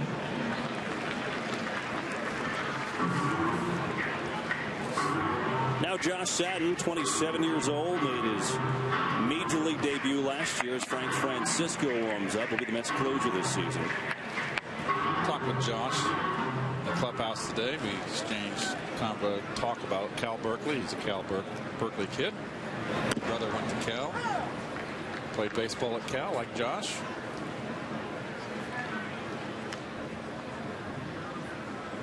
He said it was either UCLA or Cal. And he said, you know, I'm from LA. I just kind of wanted to get away. And that's why I chose Berkeley.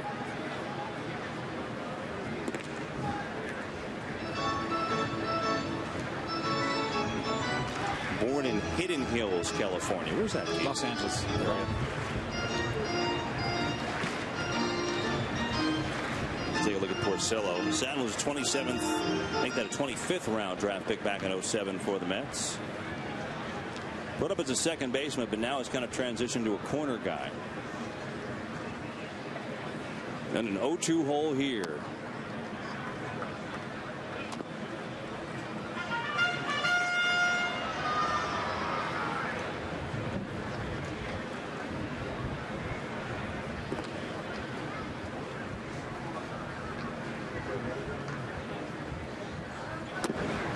Again, Satin lays off. Still up at 65 pitches. All of his starts have been on the road this spring for Detroit. Well, it's his third start. They're starting to stretch him out.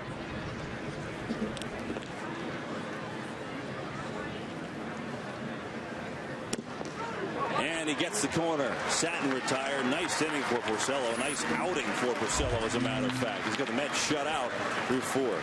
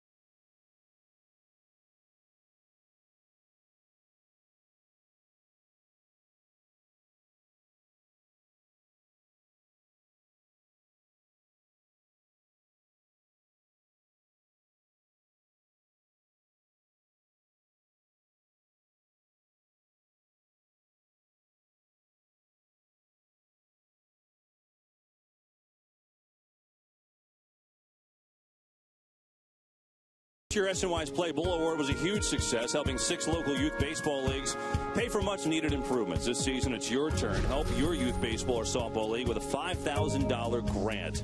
Apply for the SNY Play Ball Award today at sny.tv/playball. Frank Francisco in the game for the Mets in the 5th. 5-0 Tigers, and lucky enough to be joined for a couple moments by the manager, Terry Collins, on headset downstairs. Terry, it's Kevin and Keith upstairs, and just first-year impressions of Johan today. Well, I thought he threw the fits fine. You know, it's all a process of getting his arm strength back, and, you know, it's all about durability right now, and to go out and throw 65 pitches, I thought was good for him today. And, you know, there were some bright things again, but, you know, as you guys know, and Keith, especially you know that there's going to be, and you're going to have a little downtime in spring training, but right now all the signs are bright with him. Good. I just felt, Terry, that he maybe that one inning, that second inning, they really worked and made him work for the outs. And he started getting his pitches up a little bit. He might have tired a little bit, but you know, it's all about stretching them out right now. Yeah, I agree, and exactly that. You know, this is really the first time he struggled a little bit, and they got a very, very good team. They got a great lineup over there, and when he made a good pitch, they fouled some pitches off that maybe he was going to get outs with later, but still, it's all about his health, and if he came out of this healthy, which he said he was, that's a bright spot. Terry, we were talking about Tolle. I mean, he looks really good behind the plate, especially blocking baseballs and things like that. What have you seen defensively from him? Well, obviously, Josh came in to prove that he was a better catcher than what he showed last summer, and he certainly has worked very hard this spring with Bob Guerin. They've done a great job every day. It's it's blocking balls, it's throwing to the bases, it's studying the pitching staff to call a better game. So he's determined to have a better year, and I think he will. Terry, you've had a bunch of cuts. Guys sent down to the minors a couple days ago. Is that because of all the injuries? I think you want to get your group in here so that a lot of guys can get more playing time and more focus. Absolutely, Keith. I mean, we're reaching a stage, and it's a middle of spring training, but we haven't got the at bats in with some of the guys we want to. Obviously, we got to be patient with David. We got to be patient with Tejada, but Dan Murphy needs some more bats. He needs more bats. Ike Davis, missed almost an entire season. He's got to get in that batter's box and see live pitching, and I need to get our guys back ready to go. Meanwhile, an RBI ground out by Prince Fielder after the triple by Clee Thomas. 1 down, 6-0 Tigers. We talked to Terry Collins for another moment. Terry, was it hard to send Harvey down? I mean, clearly you appreciated his competitive edge and yet how he kind of knew his place, the attitude, the whole thing, but he clearly showed you he's got some goods here. Well, he's got some great stuff, Kevin. But the one thing we aren't going to do, and that is we're not going to put this kid in the bullpen. I mean, I told him the first day he was in camp that we know he's got great stuff, but if our 5 starters are healthy, he's got to go pitch and be ready. Because we all know it. This is a long year, and the great teams survive with 5 starters, but that's not a reality. You're going to need more, and he's got to go get his innings to get ready to pitch. Terry, we'll let you get back and go manage the game. Thanks for a couple minutes today. As always, guys. Thanks for having me on. Terry. Terry Collins, we appreciate his time today, and that interview brought to you by the Xerox Business of Baseball. Xerox, ready for real business. Tigers get a run off Frank Francisco. The triple from Clee Thomas, RBI ground out Prince Fielder. 2 away as Young was retired. Here's Alex Avila, the catcher, who's got 1 for 2 with an RBI single. Well, the Tigers are 9-1 this spring with 3 ties, and showing why. They look like they're ready to go north. Keith, you always look at spring records and, spring stats records. You can throw them out the window. The Mets are 3-8-1. But I think there is something to the way a team looks on the field. We saw the Marlins, the last time they were here, they look good. And the Mets have not found that groove yet. As there's a strike to Avila, 1-2. Well, they haven't been able to put their key ingredients out there to play. That's obviously a big factor, no question. Terry's hoping that happens. I can only imagine. He's just wondering, hey, can we just get some guys healthy here? 1-2 to Avila's upstairs. Francisco at 91 on the gun. And there's his former Blue Jay bullpen mate John Roush, who we'll see next. The tallest man in baseball today, 6'11". I was just happy when the Mets made that sign so you could, reference Mookie a couple times during the year. I missed that when he was in the American When he League. had the beard? Yeah, it wasn't the same. He needs to get that beard back, no doubt. Really grow it out. Does Major League Baseball allow you to wear like that sash that Chewbacca wears? Is that just probably? I don't think. No, there's strict limitations. Okay, just asking. I mean, that'd be kind of neat. I mean, actually, they've become more lax. I mean, there was when I played, pitchers could not wear all the jewelry, the gold or necklaces. Yeah, and a lot of Latin players are Catholic and very religious. They made them take off they had those gaudy gold chains. They couldn't wear them because of the possible reflection in the game. But now I see they kind of lax. They're kind of eased up on that restriction. Tell you what, Avila's had some good at bats today. He fought Johan had the single the last inning. Fouling off some baseballs against Francisco. Right now, 2-2, 2 down. Tigers 6-0 over the Mets. Mets had a Johan start. See if we could hear from him later for this game is out when he meets the media. I think that's Got sloppy on the bases. Well, no rules against that, Keith. No. He's got a sunflower seed stuck in there. See, that's the problem. Like I would picture, go out to eat a steak. There'd be some pieces of steak in there. I mean, that catches everything. It's like flypaper. That's just, you gotta shampoo that thing too. It's a little extra work. Do you? I guess you do. A little work in the morning. Extra work. No thanks. That's just my preference. It looked tight though, Dylan. He said he hasn't trimmed it, but it looked trimmed today when I was talking to him. Oh, nice pitch. Avila down on strikes, inning over. Tigers had a run on the ground outs from Prince Fielder, but how about that? Catches Avila by surprise.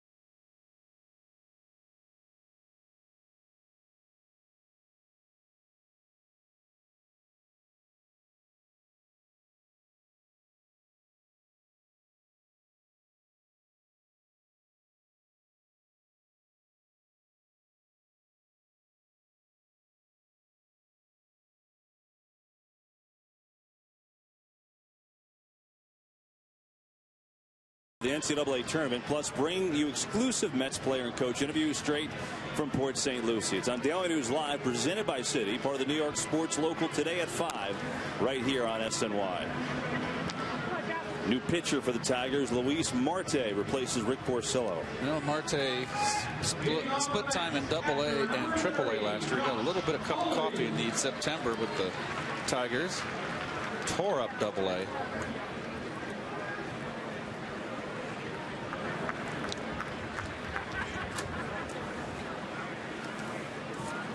So Josh Tolley will lead it off against Marte.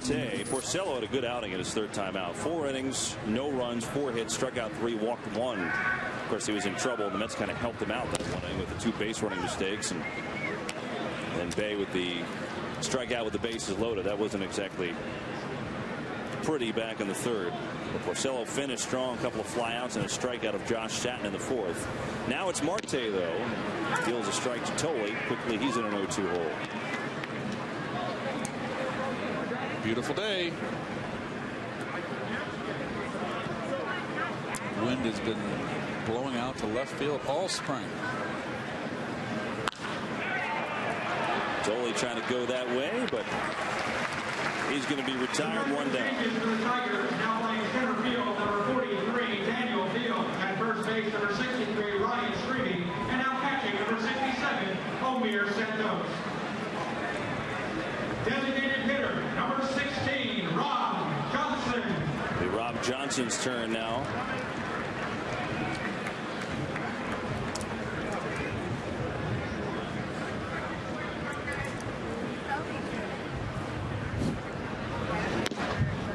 And he takes a strike. Hey, old friend Omir Santos is behind the plate for the Tigers. Never forget the home run in Baltimore or in Boston, excuse me. Against Papelbon. I'll never forget that one. I don't know if the Mets have played a more exciting game in the last few years than that one, right? That was something else. That was electric. That was actually, that whole series, well, at least the first 2 games that they won that series. The third one was kind of a wash, and the Sox beat up Tim Redding a little bit. But first 2 games of that series were awesome. Remember Santana and the Santana-Euclid thing? Santana was not backing down afterwards. Some fiery comments, and he was great in that game. And that was fun.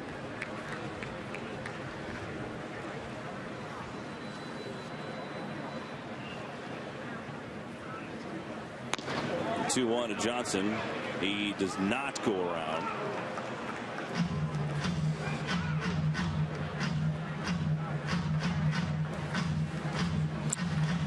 Ryan Strebe in at first base, or Prince Fielder. His day is done.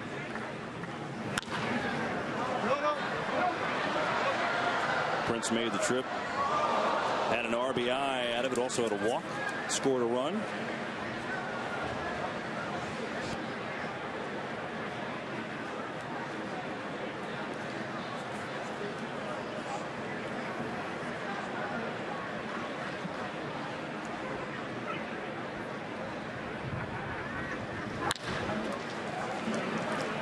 Chance at short for Santiago, and Johnson is retired.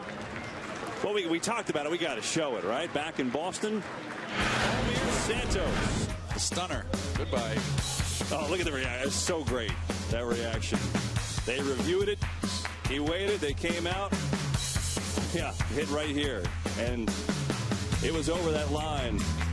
Home run, Omir Santos. Mets win in dramatic fashion off the stunned Papelbon. And that wasn't over then. Remember, J.J. Putz had to make you sweat a little bit for the save in that game. That's Ronnie Cedeno, the hitter now.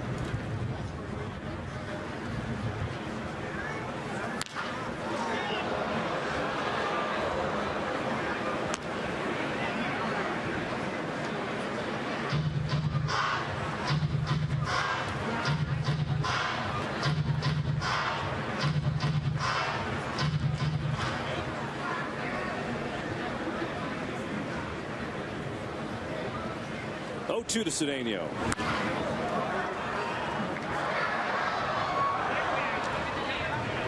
You know who's in camp today, Keith? Mookie Wilson's here. Mook's here? Yeah. He's back with the team in a new role, so he's in camp. We'll be here for about 10 days, and he will join us on the headset next. Marte's 0-2. Cedeno just reaches out to get it, and Thomas took a circular route that gets there, and that ends the inning. Mets are down in order in the 5th. All Tigers so far. Mookie with us next.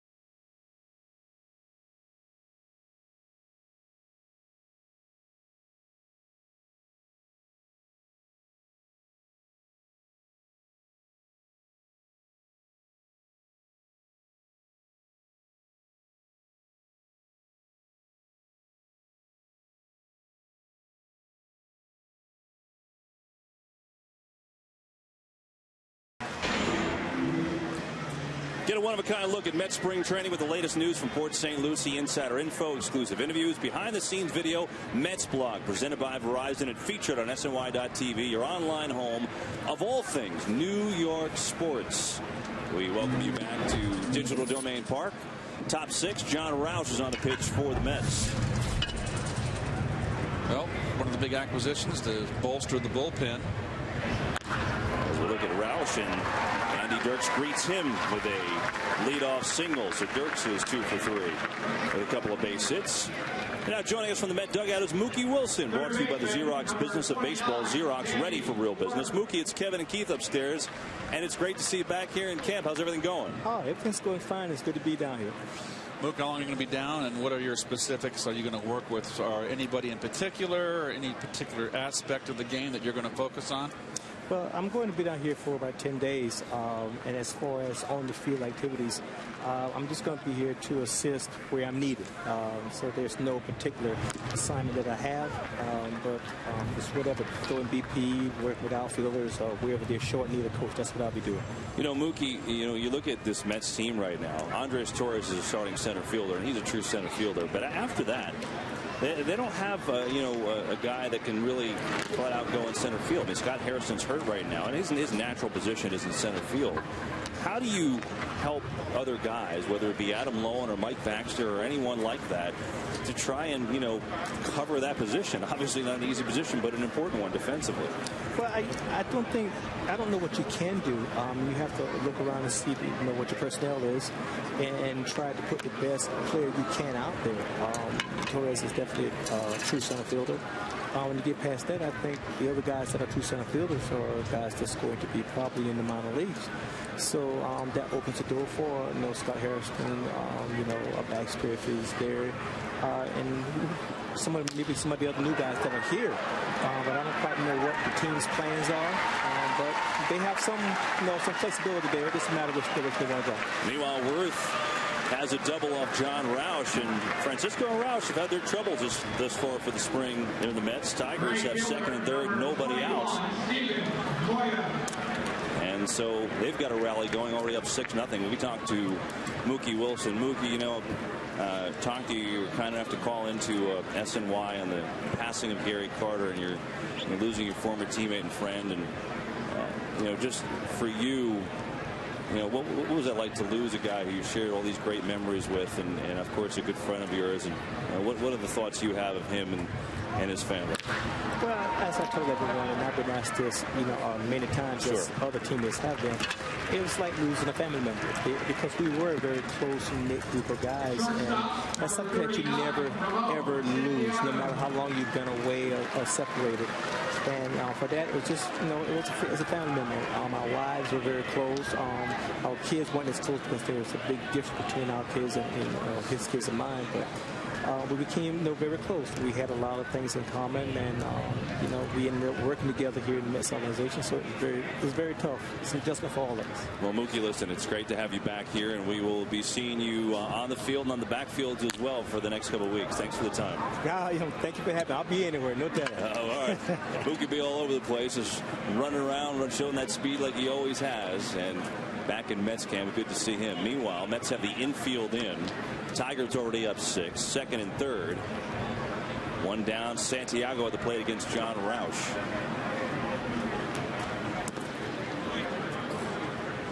Totally again going down to get it. Are you, I don't know if concerned is the right word. There's still 3 weeks of spring training. But, Keith, bottom line is the guys they went out to spend the back end of the bullpen have not found their groove yet in Roush and Francisco so far. Well, they're proven veterans. They're veteran relievers, and it's all about getting your pitches together. So I'm not overly concerned right now. Who's going to call it? Bay gets it. Now they'll throw it home, and it's not going to be in time. Sacrifice fly. Ball gets away a little bit. Worth's going to go on down to third. Dirk scores. It's a sacrifice fly from Ramon Santiago. It's 7-0 Tigers. It was a little dicey out in the outfield there, Keith. Well, it's probably would have been better to have Torres take it, because Bay's got to turn his whole body around, throwing out kind of off balance. And there's going to be an error. Got to be an error charge here on the advance of the runner. Oh, no question. And to me, it's going to be on the catcher. And I think it slipped the mind to the scorekeepers here because the runner did advance on the error, but should be an error. Now Brandon Loy is the batter. His first at bat taking over for Brandon Inge. See the numbers what he did in the minor leagues last year. It's been all Tigers today, and it hasn't exactly been a pretty day for the Mets either. Not crisp. Johan Santana got the start, 2 2/3 innings, 5 runs, 4 earned, 4 hits, 2 walks, no strikeouts. Through 65 pitches, 40 strikes.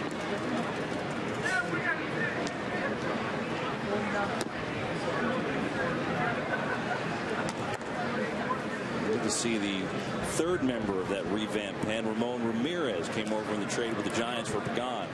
We'll see him next.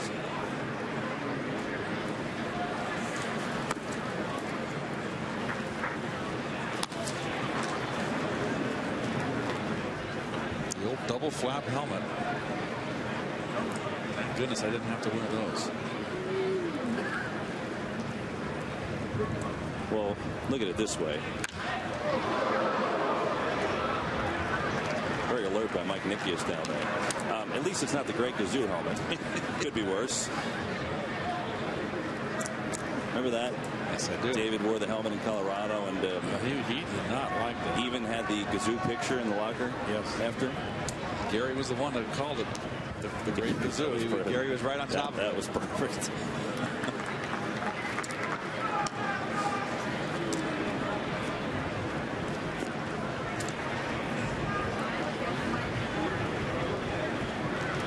John Roush, this is his 4th outing now, and he's had a couple struggles, one real good outing. Loy gives it a ride, and that will conclude the frame. But another run for Detroit.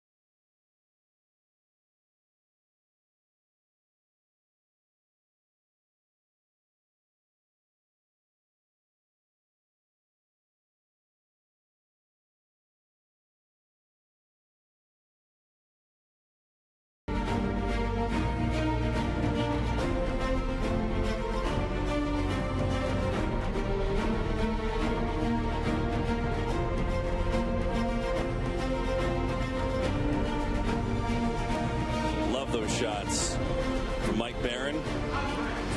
Mets blog, great stuff. Gives you a little feel of the spring down here. So does that shot, huh? Just perfect day today. Slight breeze. Temperatures in the low 80s. Perfect weather-wise. Not exactly for Mets baseball. It's been sloppy for this Mets team. 3-8-1 this spring. And look looking for a win. Santana started today. A little uneven in his performance. Velocity was there, location not. Well, they've made 3 errors today, so errors have contributed. Yeah, they did put that last one on the board between the break there. They had a Murphy error at second base. Garrett Olson made a throwing error, which didn't affect them to get a double play. Second inning work for Luis Marte as top of the order for the Mets with Andres Torres. 1 for 2 with a single. 34-year-old, born in Patterson, New Jersey. Didn't stay there long, moved to Puerto Rico, and was a postseason hero for the Giants in their World Series run.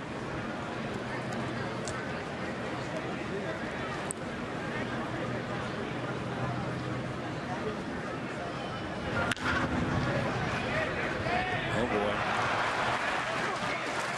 Well, mistakes are coming left and right now for both teams.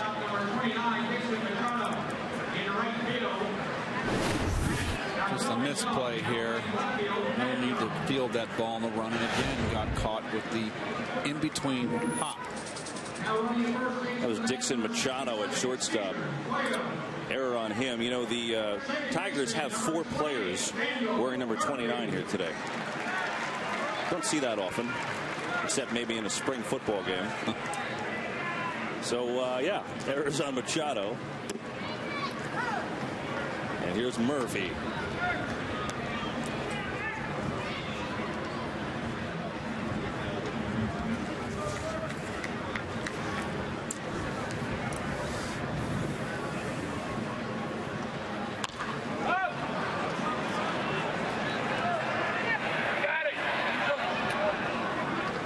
Can't get that one. Matter of fact, talked about the 29s. The Tigers' left side of the infield is both wearing 29, aren't they? Don't see that often. 29, Danny Worth. 29, Dixon Machado. Really? Oh, I've never seen that before. They got their names in their backs. I mean, it's hard enough to do these spring games sometimes. Now you're going to get 4 guys with the same number? Come on. I hear you. This one could be 2. Loy, Machado, 4-6-3 double play.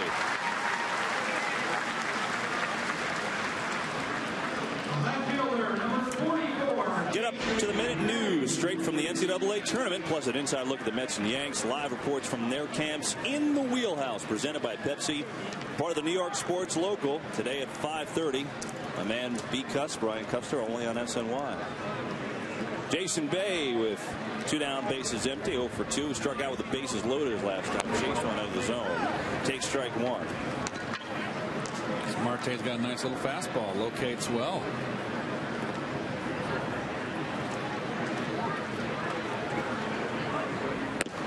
Slider. Good pitch.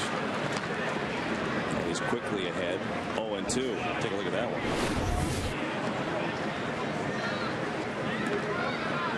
Good pitch. 0-2 to Bay. And that one's going to fall in. So Bay's got a 2-out single. I'll give Ike Davis a chance. Bay with Tom Goodwin, the new first base coach, down there. See, I go for 2 with a ground out and flew out to left.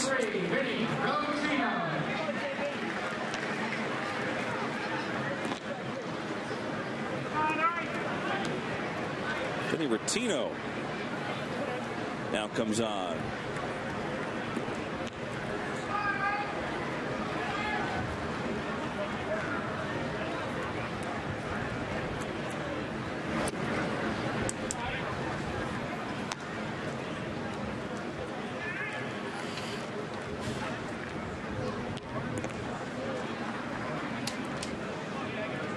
Bay's day is officially done. 1 for 3 with a single.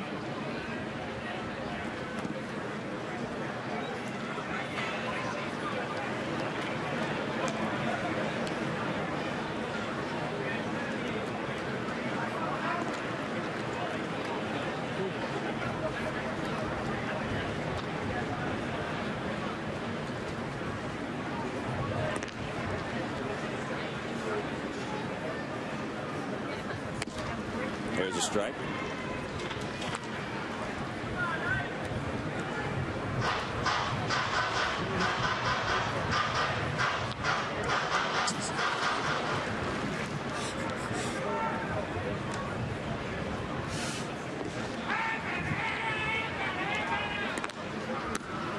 Davis takes strike 2. That's just trying to get something going. They had their only real opportunity in the third with the bases loaded, and they had a couple base running gaffes. Torres was hit by the ball, was one of them. Another one totally went back to second on a line drive up the box. They failed to score there when base struck out with the bases loaded. It's really been it. They haven't had a threat other than that.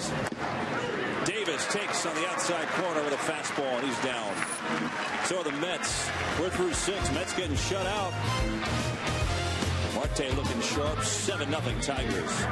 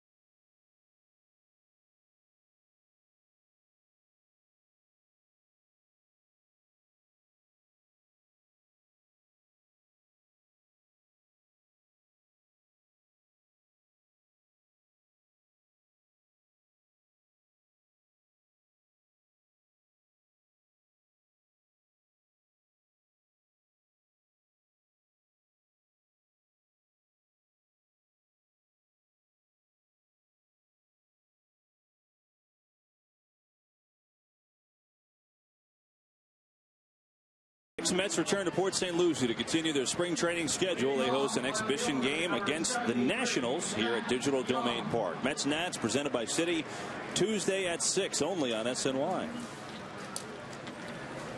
Well, there's the other piece to the bullpen that was picked up in the offseason by Sandy Alderson, former Giant. And so we'll see Ramirez. Ramirez, a hard thrower, and has a real good slider as Matt Young takes his first at bat of the game.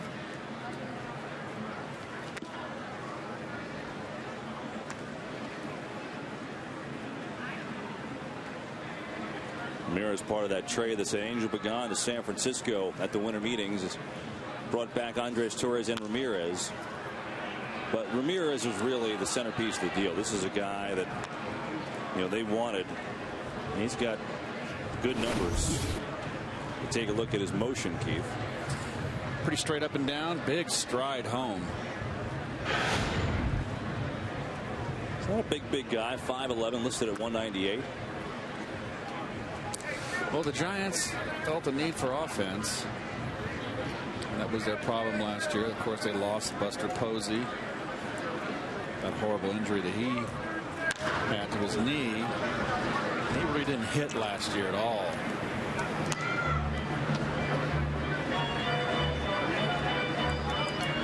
There you go, right there. Right-handers, real tough. Doesn't give any home runs to lefties. That's nice. Yeah, Terry likes him against lefties. I think that's part of the reason why the whole carry 2 lefties thing at the beginning of camp was squelched, because he's got good numbers in that department. 3-2 here to Young, leading off the 7th. 7-0 Tigers. And he had Ramirez 66 strikeouts and 68 2/3 last year. Misses there with a fastball high, so a leadoff walk. Passer changes for the Mets. Now playing center field, number 67, Cesar Puello. At second base, number 68, Corey Wimberly. Now playing shortstop, number 67 for Danny Valdez. And in left field, number 33, Vinny Rotino. Brian Strebe gets his first at bat, replacing Prince Fielder.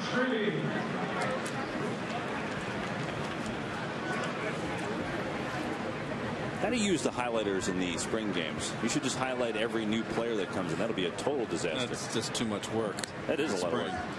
You still look very nice and neat, though. My scorecard's a mess. I'm actually in a pretty little. I'm in a mood where I just feel like being particular. I'm actually keeping a pretty good scorecard. Does that mean you're going to go home and like clean your living room or something? No. I'm impressed, though. Just looking over your shoulder, it's nice. It's pretty nice. You know, I got to get myself in full, mid-season form here. It's work up here. Are you a little? So your scorecards say the first game of spring, a little dicey. Is that what you're saying? Well, when all the changes they made, right, in the first couple of weeks of spring. That gets by Valdez Bean, so Tigers have 2 on to start the frame against Ramirez. I don't know if fans can see it, but it is worth a look. It's a little far away, but it's nice. It's my Disraeli Gears album. Look at that compared to this disaster. This is just like this scribbling. There's different colors, but it's just I cross out things. Oh, we all have our own way of doing things, right?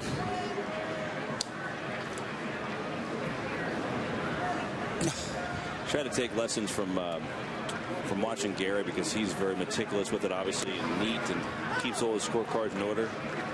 I need the iPad to come out with an app that does it for me, I think. Well, I just got my iPad. It's not the new one. That's okay. I finally broke down because it's just so convenient up here to have something that tiny that we can work off of in a game. Sure. And some of our booths we don't have to work on. I mean, you could, if you'd like, you could watch movies during the game. You never know. Well, we're not supposed to do that. Are we? Can we? Can we? Probably not. Pickoff there almost went a little wide. Ramirez trying to settle in. Fields to center. Puello, his first opportunity, coming in center field for Torres. This is Cesar Puello. Catcher, number 67, Omir Santos. Here's Omir Santos.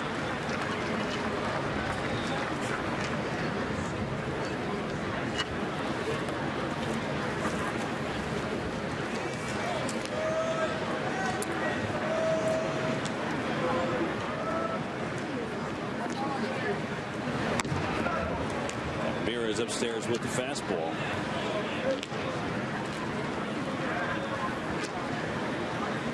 Dotel warming for the Tigers. Picked him up from the Cardinals. Good slider right there from Ramirez.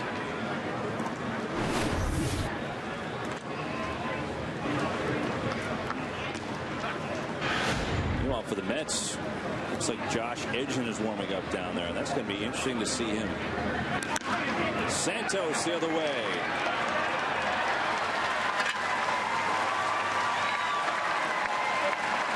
Young will score. Here comes Strebe. Throw to the plate is not in time. 2-run double for the former Met, Omir Santos. 9-0 Tigers.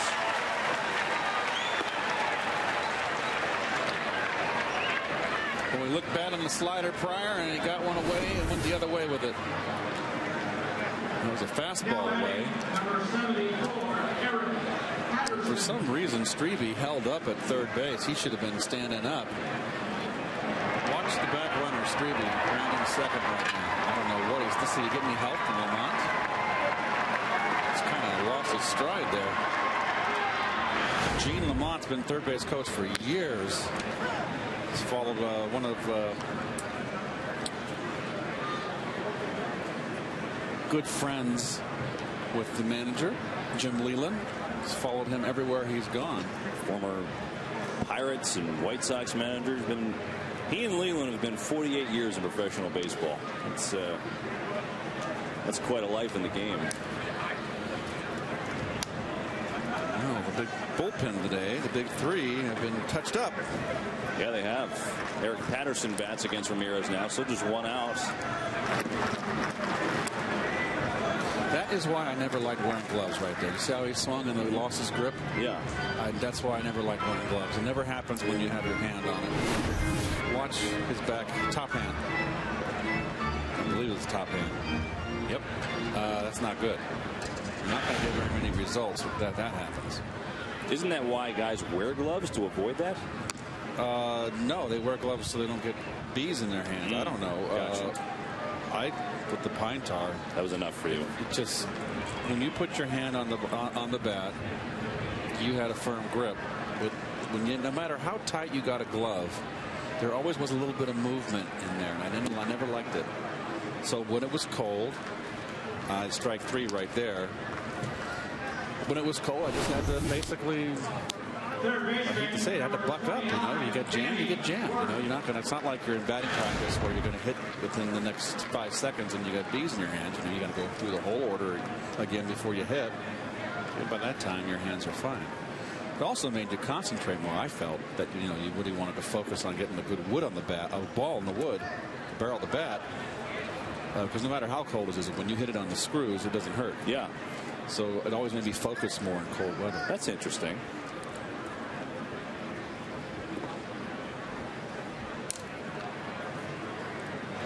Not so many guys that do it that way. Think of guys like Posada or Moises Alou or guys like there's not a lot of guys that. Well, let's just say I wasn't going to get a batting glove contract, right? Mm-hmm. Wasn't going to make any side money with hitting gloves. No.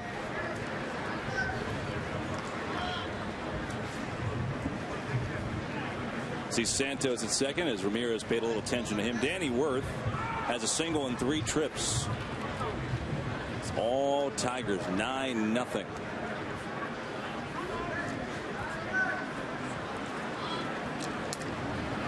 Danny Worth, a second rounder in 07 for the Tigers out of Pepperdine. Pretty sure if I went to school in Malibu, I would have never passed any test whatsoever. It's such a beautiful campus, Pepperdine. I've never been out there. It's off the cliffs, great ocean view, the Pacific. It's a lovely campus. Meanwhile, Josh Toley working again. Nice job to keep that in front and keep Santos at second base as Terry not thrilled with the product today. It's only a spring game, but imagine Terry's got to be a little frustrated with the way the team's going right now. Injuries, play, everything.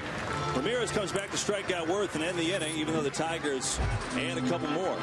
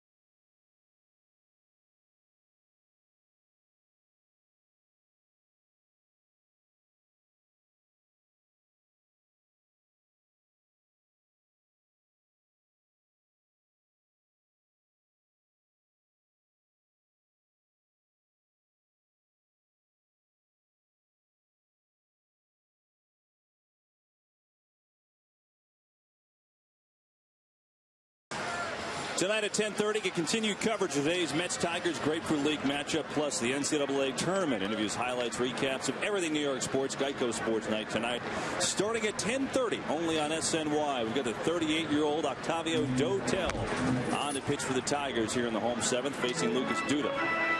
Well, the much-traveled Octavio Dotel, former Met.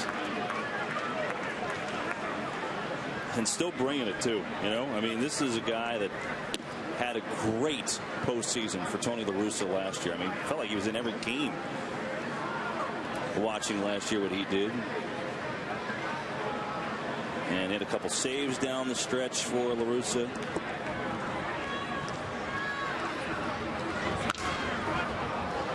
As Duda jammed, and he's retired. One down. I mean, you look at last year. I mean, he got in 12 games. That tied a Cardinals record in the postseason. Got in 12 games, did he? Third baseman, number 3, Josh. World Series, he let up a couple runs, but he was just real stellar. Well, La Russa went to the bullpen like, you guys, you got all winter to rest. I'm going to use you. He went right. He went to the pen quick. I mean, he had Dotel with 12 appearances, Zepchinski with 12 appearances. He was using that pen. That was big. Johan Santana got the start today. How did he feel? Let's hear it from the horse's mouth. I mean, today I feel right. You know, it was a challenge out there today. They made me work, but I felt good. You know, I was able to throw some fastball there with more intensity this time, and I'm feeling good. You know, it's a process, and I'm building up, and I feel good. Okay. Did you get tired again, Johan?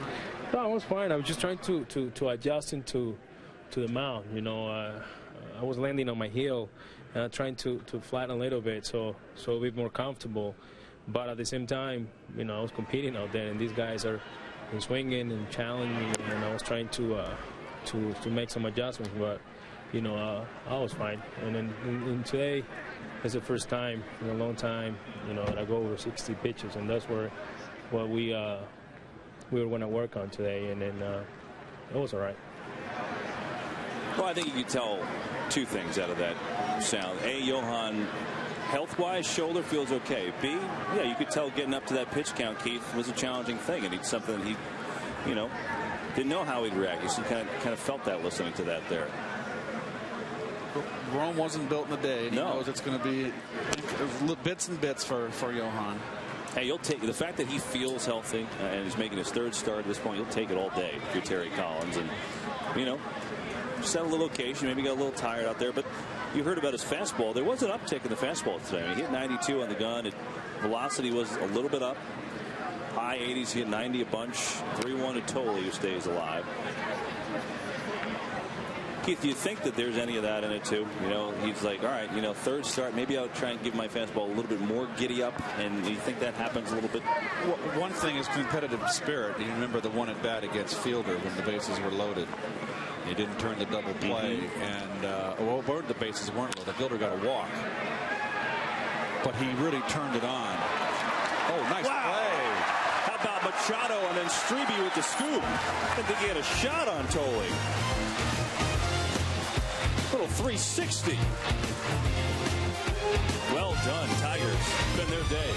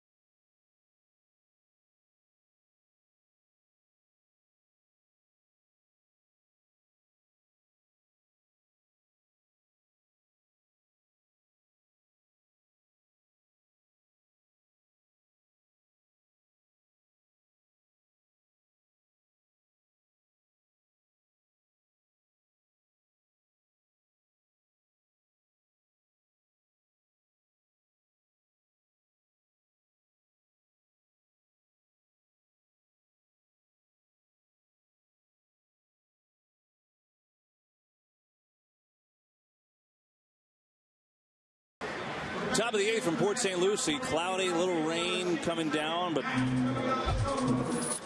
Mets is trying to get some positives here. Maybe they could get it right here with Josh Edgin, the guy who has kind of come out of nowhere, 25 years old, and really came on the scene with a terrific year last year. And he got the invite to Major League camp after Burdack had the meniscus surgery. And Keith, it's a long shot, but he's got a chance to make the team. That's the bottom line. Well, you've got plan B here with Burdack going down, and it looks like he's going to miss most of April. So they like his stuff. They're going to give him a look. It's competition. Competition's a good thing. Steven Moya, the batter. And Edgin throws hard. He's low 90s, got a hard slider. Strike one to Moya.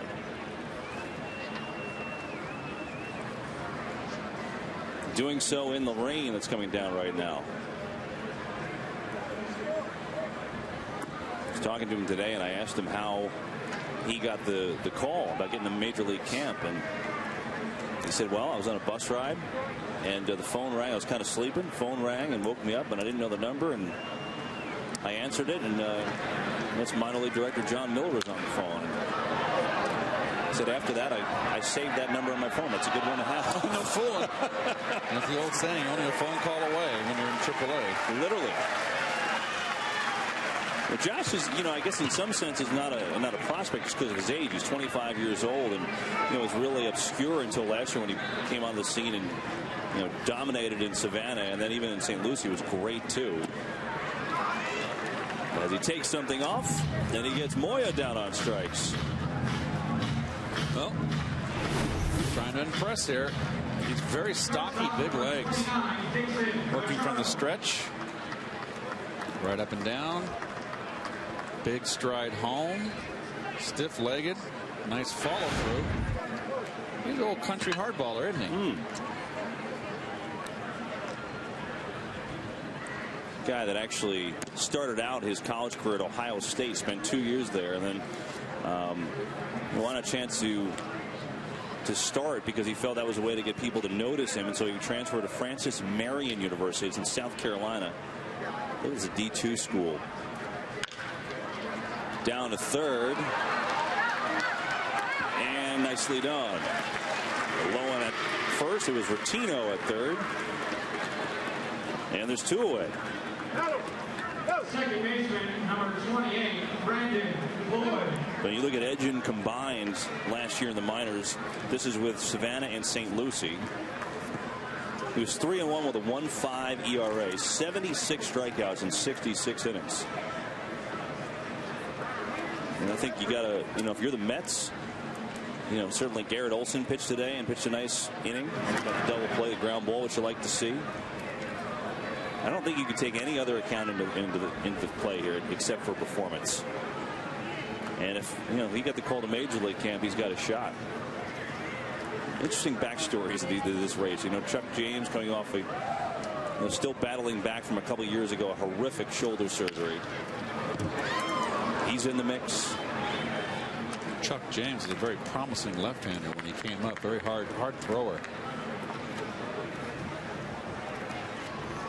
Telling me today the story about that surgery, and it's pretty nuts actually. As Edgin tries for a 1-2-3 inning, gets the corner. Good spot. James said he went in for what he thought was a shoulder cleanup, and they went in and realized his rotator cuff and his labrum were completely torn.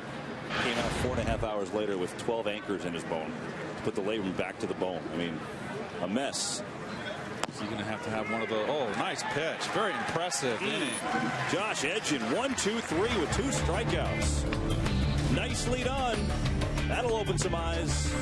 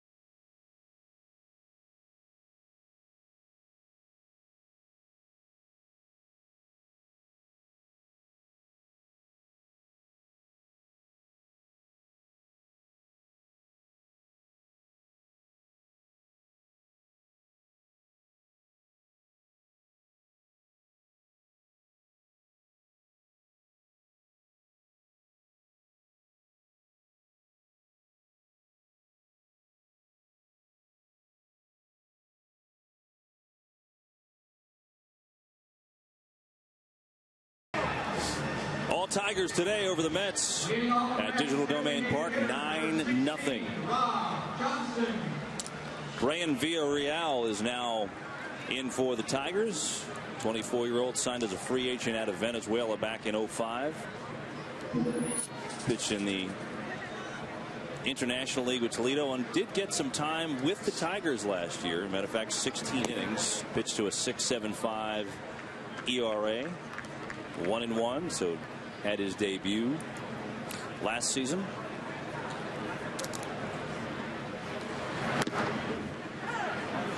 Rob Johnson, the DH, 1-1 to him.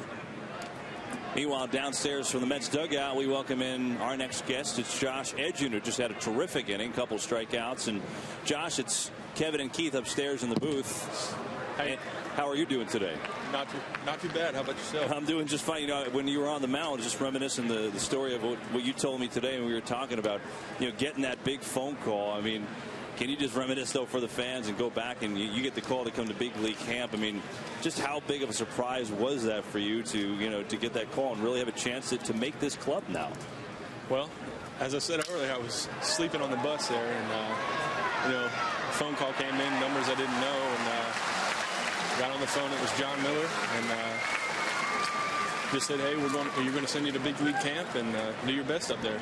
So it's kind of surreal, I guess you could say. Well, you made the most of your opportunity. It's Keith up here, and I just was impressed with your location. You really, the umpire, those knee-high strikes, they were strikes, and a lot of times you never get that pitch. But you painted a lot of little outside corner knee-high fastballs on those right-hand hitters.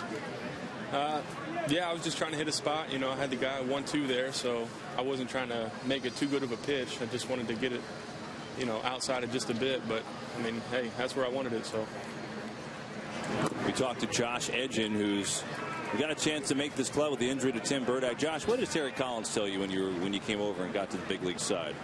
He said, "Hey, congrats, do your thing." I mean, it's just kind of go in and pitch, no real expectations or anything. Just do what you can do, and we're going to evaluate you. The thing is, even before you got the call over to the Major League side, remember we had, I don't know if it was our second home game here on SNY, but you got the chance and came out and closed the game here. You had a couple saves even before you got that opportunity. I mean, did that tell you something when the manager's calling you over from the minor leagues and give you a chance to save a couple games? Yeah, it tells you that they have confidence in you. I mean, going into a situation like that, you're not necessarily facing their big guys, but I mean, it's still a safe situation. You gotta go out and do it. So. Josh, you had a couple years in your college career at Ohio State, and then you transferred to Francis Marion in South Carolina. Was that a situation where you wanted to get more playing time, maybe get to be a starter, just try to get noticed, or just tell me about that decision and how that worked out for you? Well, I did it mainly to be a starter. I was told that you need to get as many innings as you can, let the scouts see you as much as you could. So, I mean, that's basically why I transferred, just to be a starter and get as many innings as I could. I don't know. It was a good decision now. I mean, I'm happy I did it. So. Well, I'd say so. You certainly have a great chance to make this club. Josh, great inning of work today, and best of luck the rest of the way. Thank you. I really appreciate it. Josh Edgin, he's opening some eyes, Keith, and that interview brought to you by the Xerox Business of Baseball. Xerox, ready for real business. Well, he had a very, very, very sharp inning last inning with 2 strikeouts. As we're getting a look at Cesar Puello in an 0-2 hole here with 2 down and nobody on. Gives it a ride to center. But Cabrera hauls it in. Mets down in order. We head to the 9th.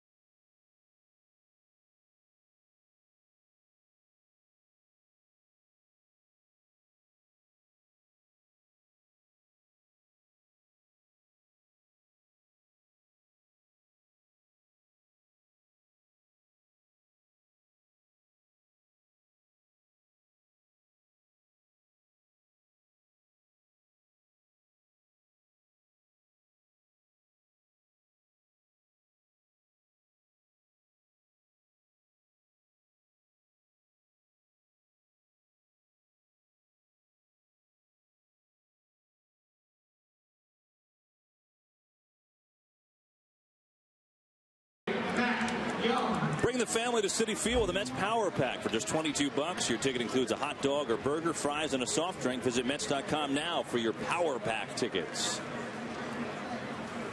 It's been the Tigers that have had all the power today. 9-0. They lead the Mets as we go to the ninth, and we take a look at the new pitcher, Jeremy Hefner, the 26-year-old right-hander, on now. After a really good inning by Josh Edgin. He and Garrett Olson, two lefties in that competition, both pitching well today. You look at Hefner. Looks like a sinker ball pitcher. Facing Matt Young here, and he takes inside. Young walked and scored his first at bat. Hefner, 26 years old, from Perkins, Oklahoma. Big Oklahoma City Thunder fan. And he's a guy that Tucson at AAA last year went 9-7, made 28 starts. In fact, he's made at least 27 starts the last 3 years in the minors. Nice pitch. Nice curveball. And he's big insurance for these Mets. I mean, when you look at outside the starting five rotation, Hefner's going to be in that Buffalo rotation. And he could be an important piece as Valdespin will retire young. I mean, outside the starting five, and there's always guys called up. The rotation for Wally Backman's Buffalo Bisons looks like this, I believe. This is not set in stone, but Matt Harvey, Teoris Familia, which is fun at the top of the young guys. Hefner, Chris Schwinden, and I feel like I'm missing somebody. Maybe Miguel Batista if he doesn't make the team, but Miguel has a chance to make this team as a long guy, so we'll see. Ryan Strebe is the batter. Singled and scored his first time up. They're warming up. They're getting ready. Almost, boys. Wait till tomorrow.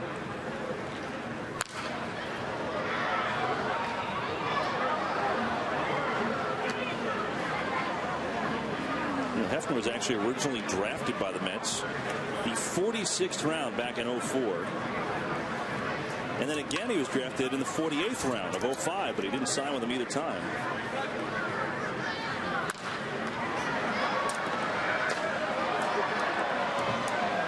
Graduated from Oral Roberts University. He was a Padres minor league pitcher of the year back in 2008. The Pirates organization last year, and now a Mets. So back with the original team that drafted him not once but twice. Some symmetry in that. 1-2.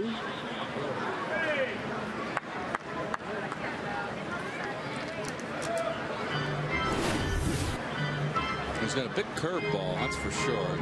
Very upright, not much of a stride home. A nice follow through.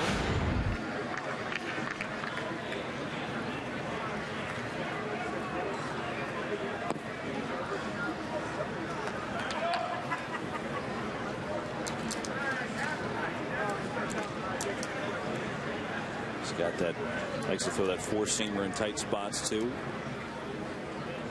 That's what he told me today. He's working it pretty well here. Baxter makes the play, 2 down.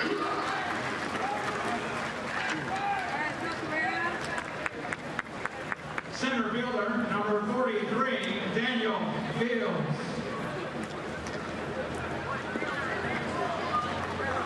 That'll bring up Daniel Fields, who is wearing a jersey, I believe, with the name of Cabrera on the back of it. Yep, he is. See, what happened is the Tigers forgot his jersey back in Lakeland. So Daniel Fields initially had a blank jersey, but I guess they found another one. Well, what do you mean the Tigers forgot? I mean, you're supposed to pack your own bag. They changed that now? They got guys packing bags? Well, you pack your uniform on the road. I was trying to be nice. You don't go out there without your glove, do you? Well, you certainly can't go without a uniform. Maybe you do. I don't. Well, the bottom line is Daniel Fields is now Cabrera. Daniel Fields Cabrera.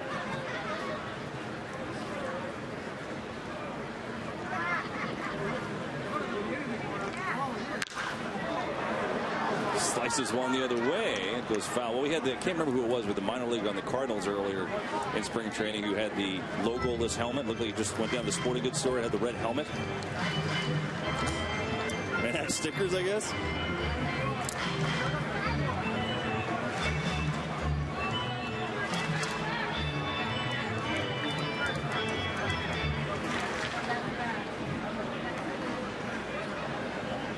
Meanwhile, Jeremy Hefner trying for a 1-2-3 inning. Comes inside.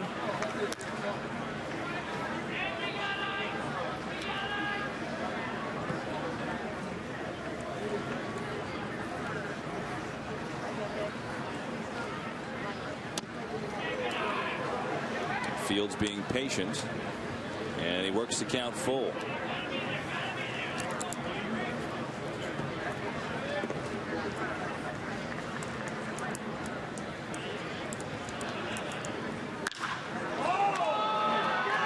Fields deep to left center, and it's off the wall.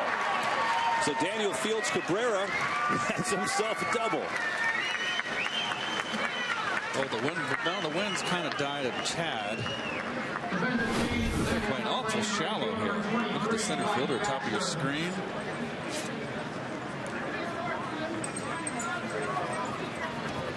Catcher, number 67, Omir Santos. That'll bring him Omir Santos, who has a big 2-run double in this game against his former team. Got a chance to give the Tigers even more.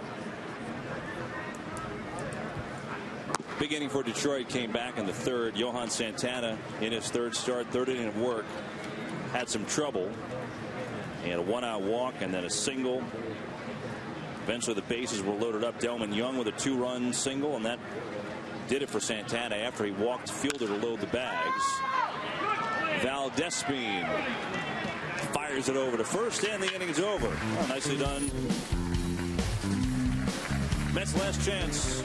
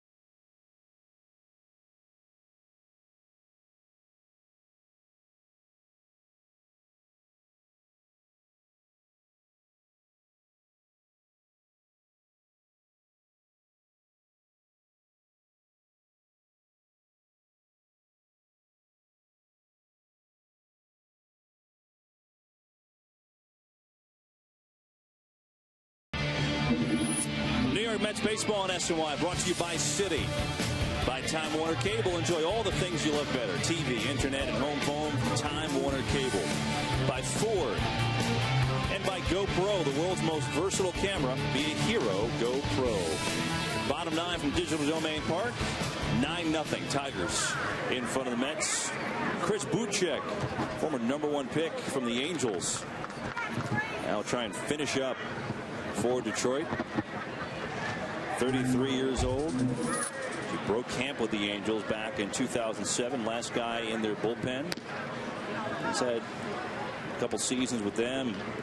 Joined down with the Pirates. 2009 Rays organization picked him up, released him, and picked up now by the Tigers. Big guy, 6'5", 200-pounder. Corey Wimberly is the batter for the Mets. The minor leaguers coming over to play this game.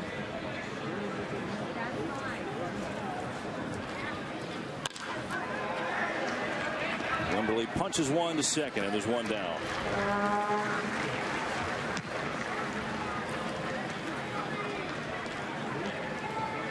Third baseman, number 33, Vinny Rotino. Vinny Rotino will take a shot. Versatile Vinny from Racine, Wisconsin. Grew up a Brewers fan.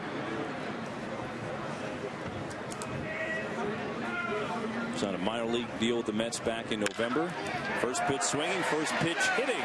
1-out single for Rotino in his first at-bat of the game. Rotino's been impressive. He's swinging a good bat this spring. He does not get cheated. He's making the most of his opportunities. Well, now Adam Lowen has had a good spring. So the numbers for him last year. This spring he's at 304. He's got a double, home runs, 2 RBIs, and he's also shown a propensity to go the other way. His double and his home run, both to left field. Getting his first at bat here. Has had a couple miscues in the outfield, though, so far. He's got 2 errors in the outfield, and he dropped the ball yesterday, which led to 2 runs. It came with 2 outs, too, as the Mets lost to the Marlins in Jupiter. That's a base hit. So Rotino and Lowen with back-to-back 1-out singles. Now a chance for Mike Baxter to keep it going. Well, chance to make the ball club. Looking for some pop off the bench, the Mets this year. Big kid. Scott Harrison with the abdominal injury. Still not. He's not going to be ready for opening day.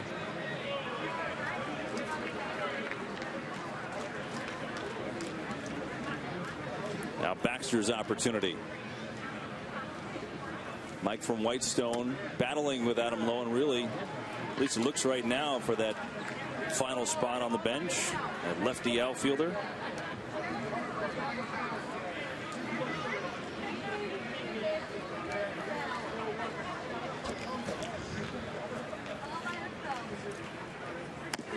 There's a strike.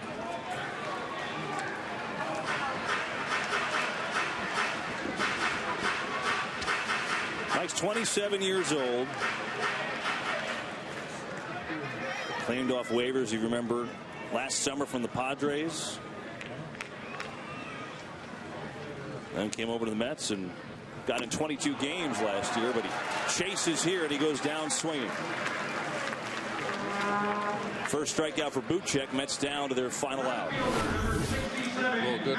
Oh, he just chased a high one, didn't he? Well, the final hope for the Mets is Matt Tuiasosopo. That name sounds familiar. His brother was Marcus Tuiasosopo, who was a real good quarterback for Washington University, and then went on to play for the Raiders a little bit. Getting a chance here with 2 down and 2 on. Mets being shut out, trying to change that.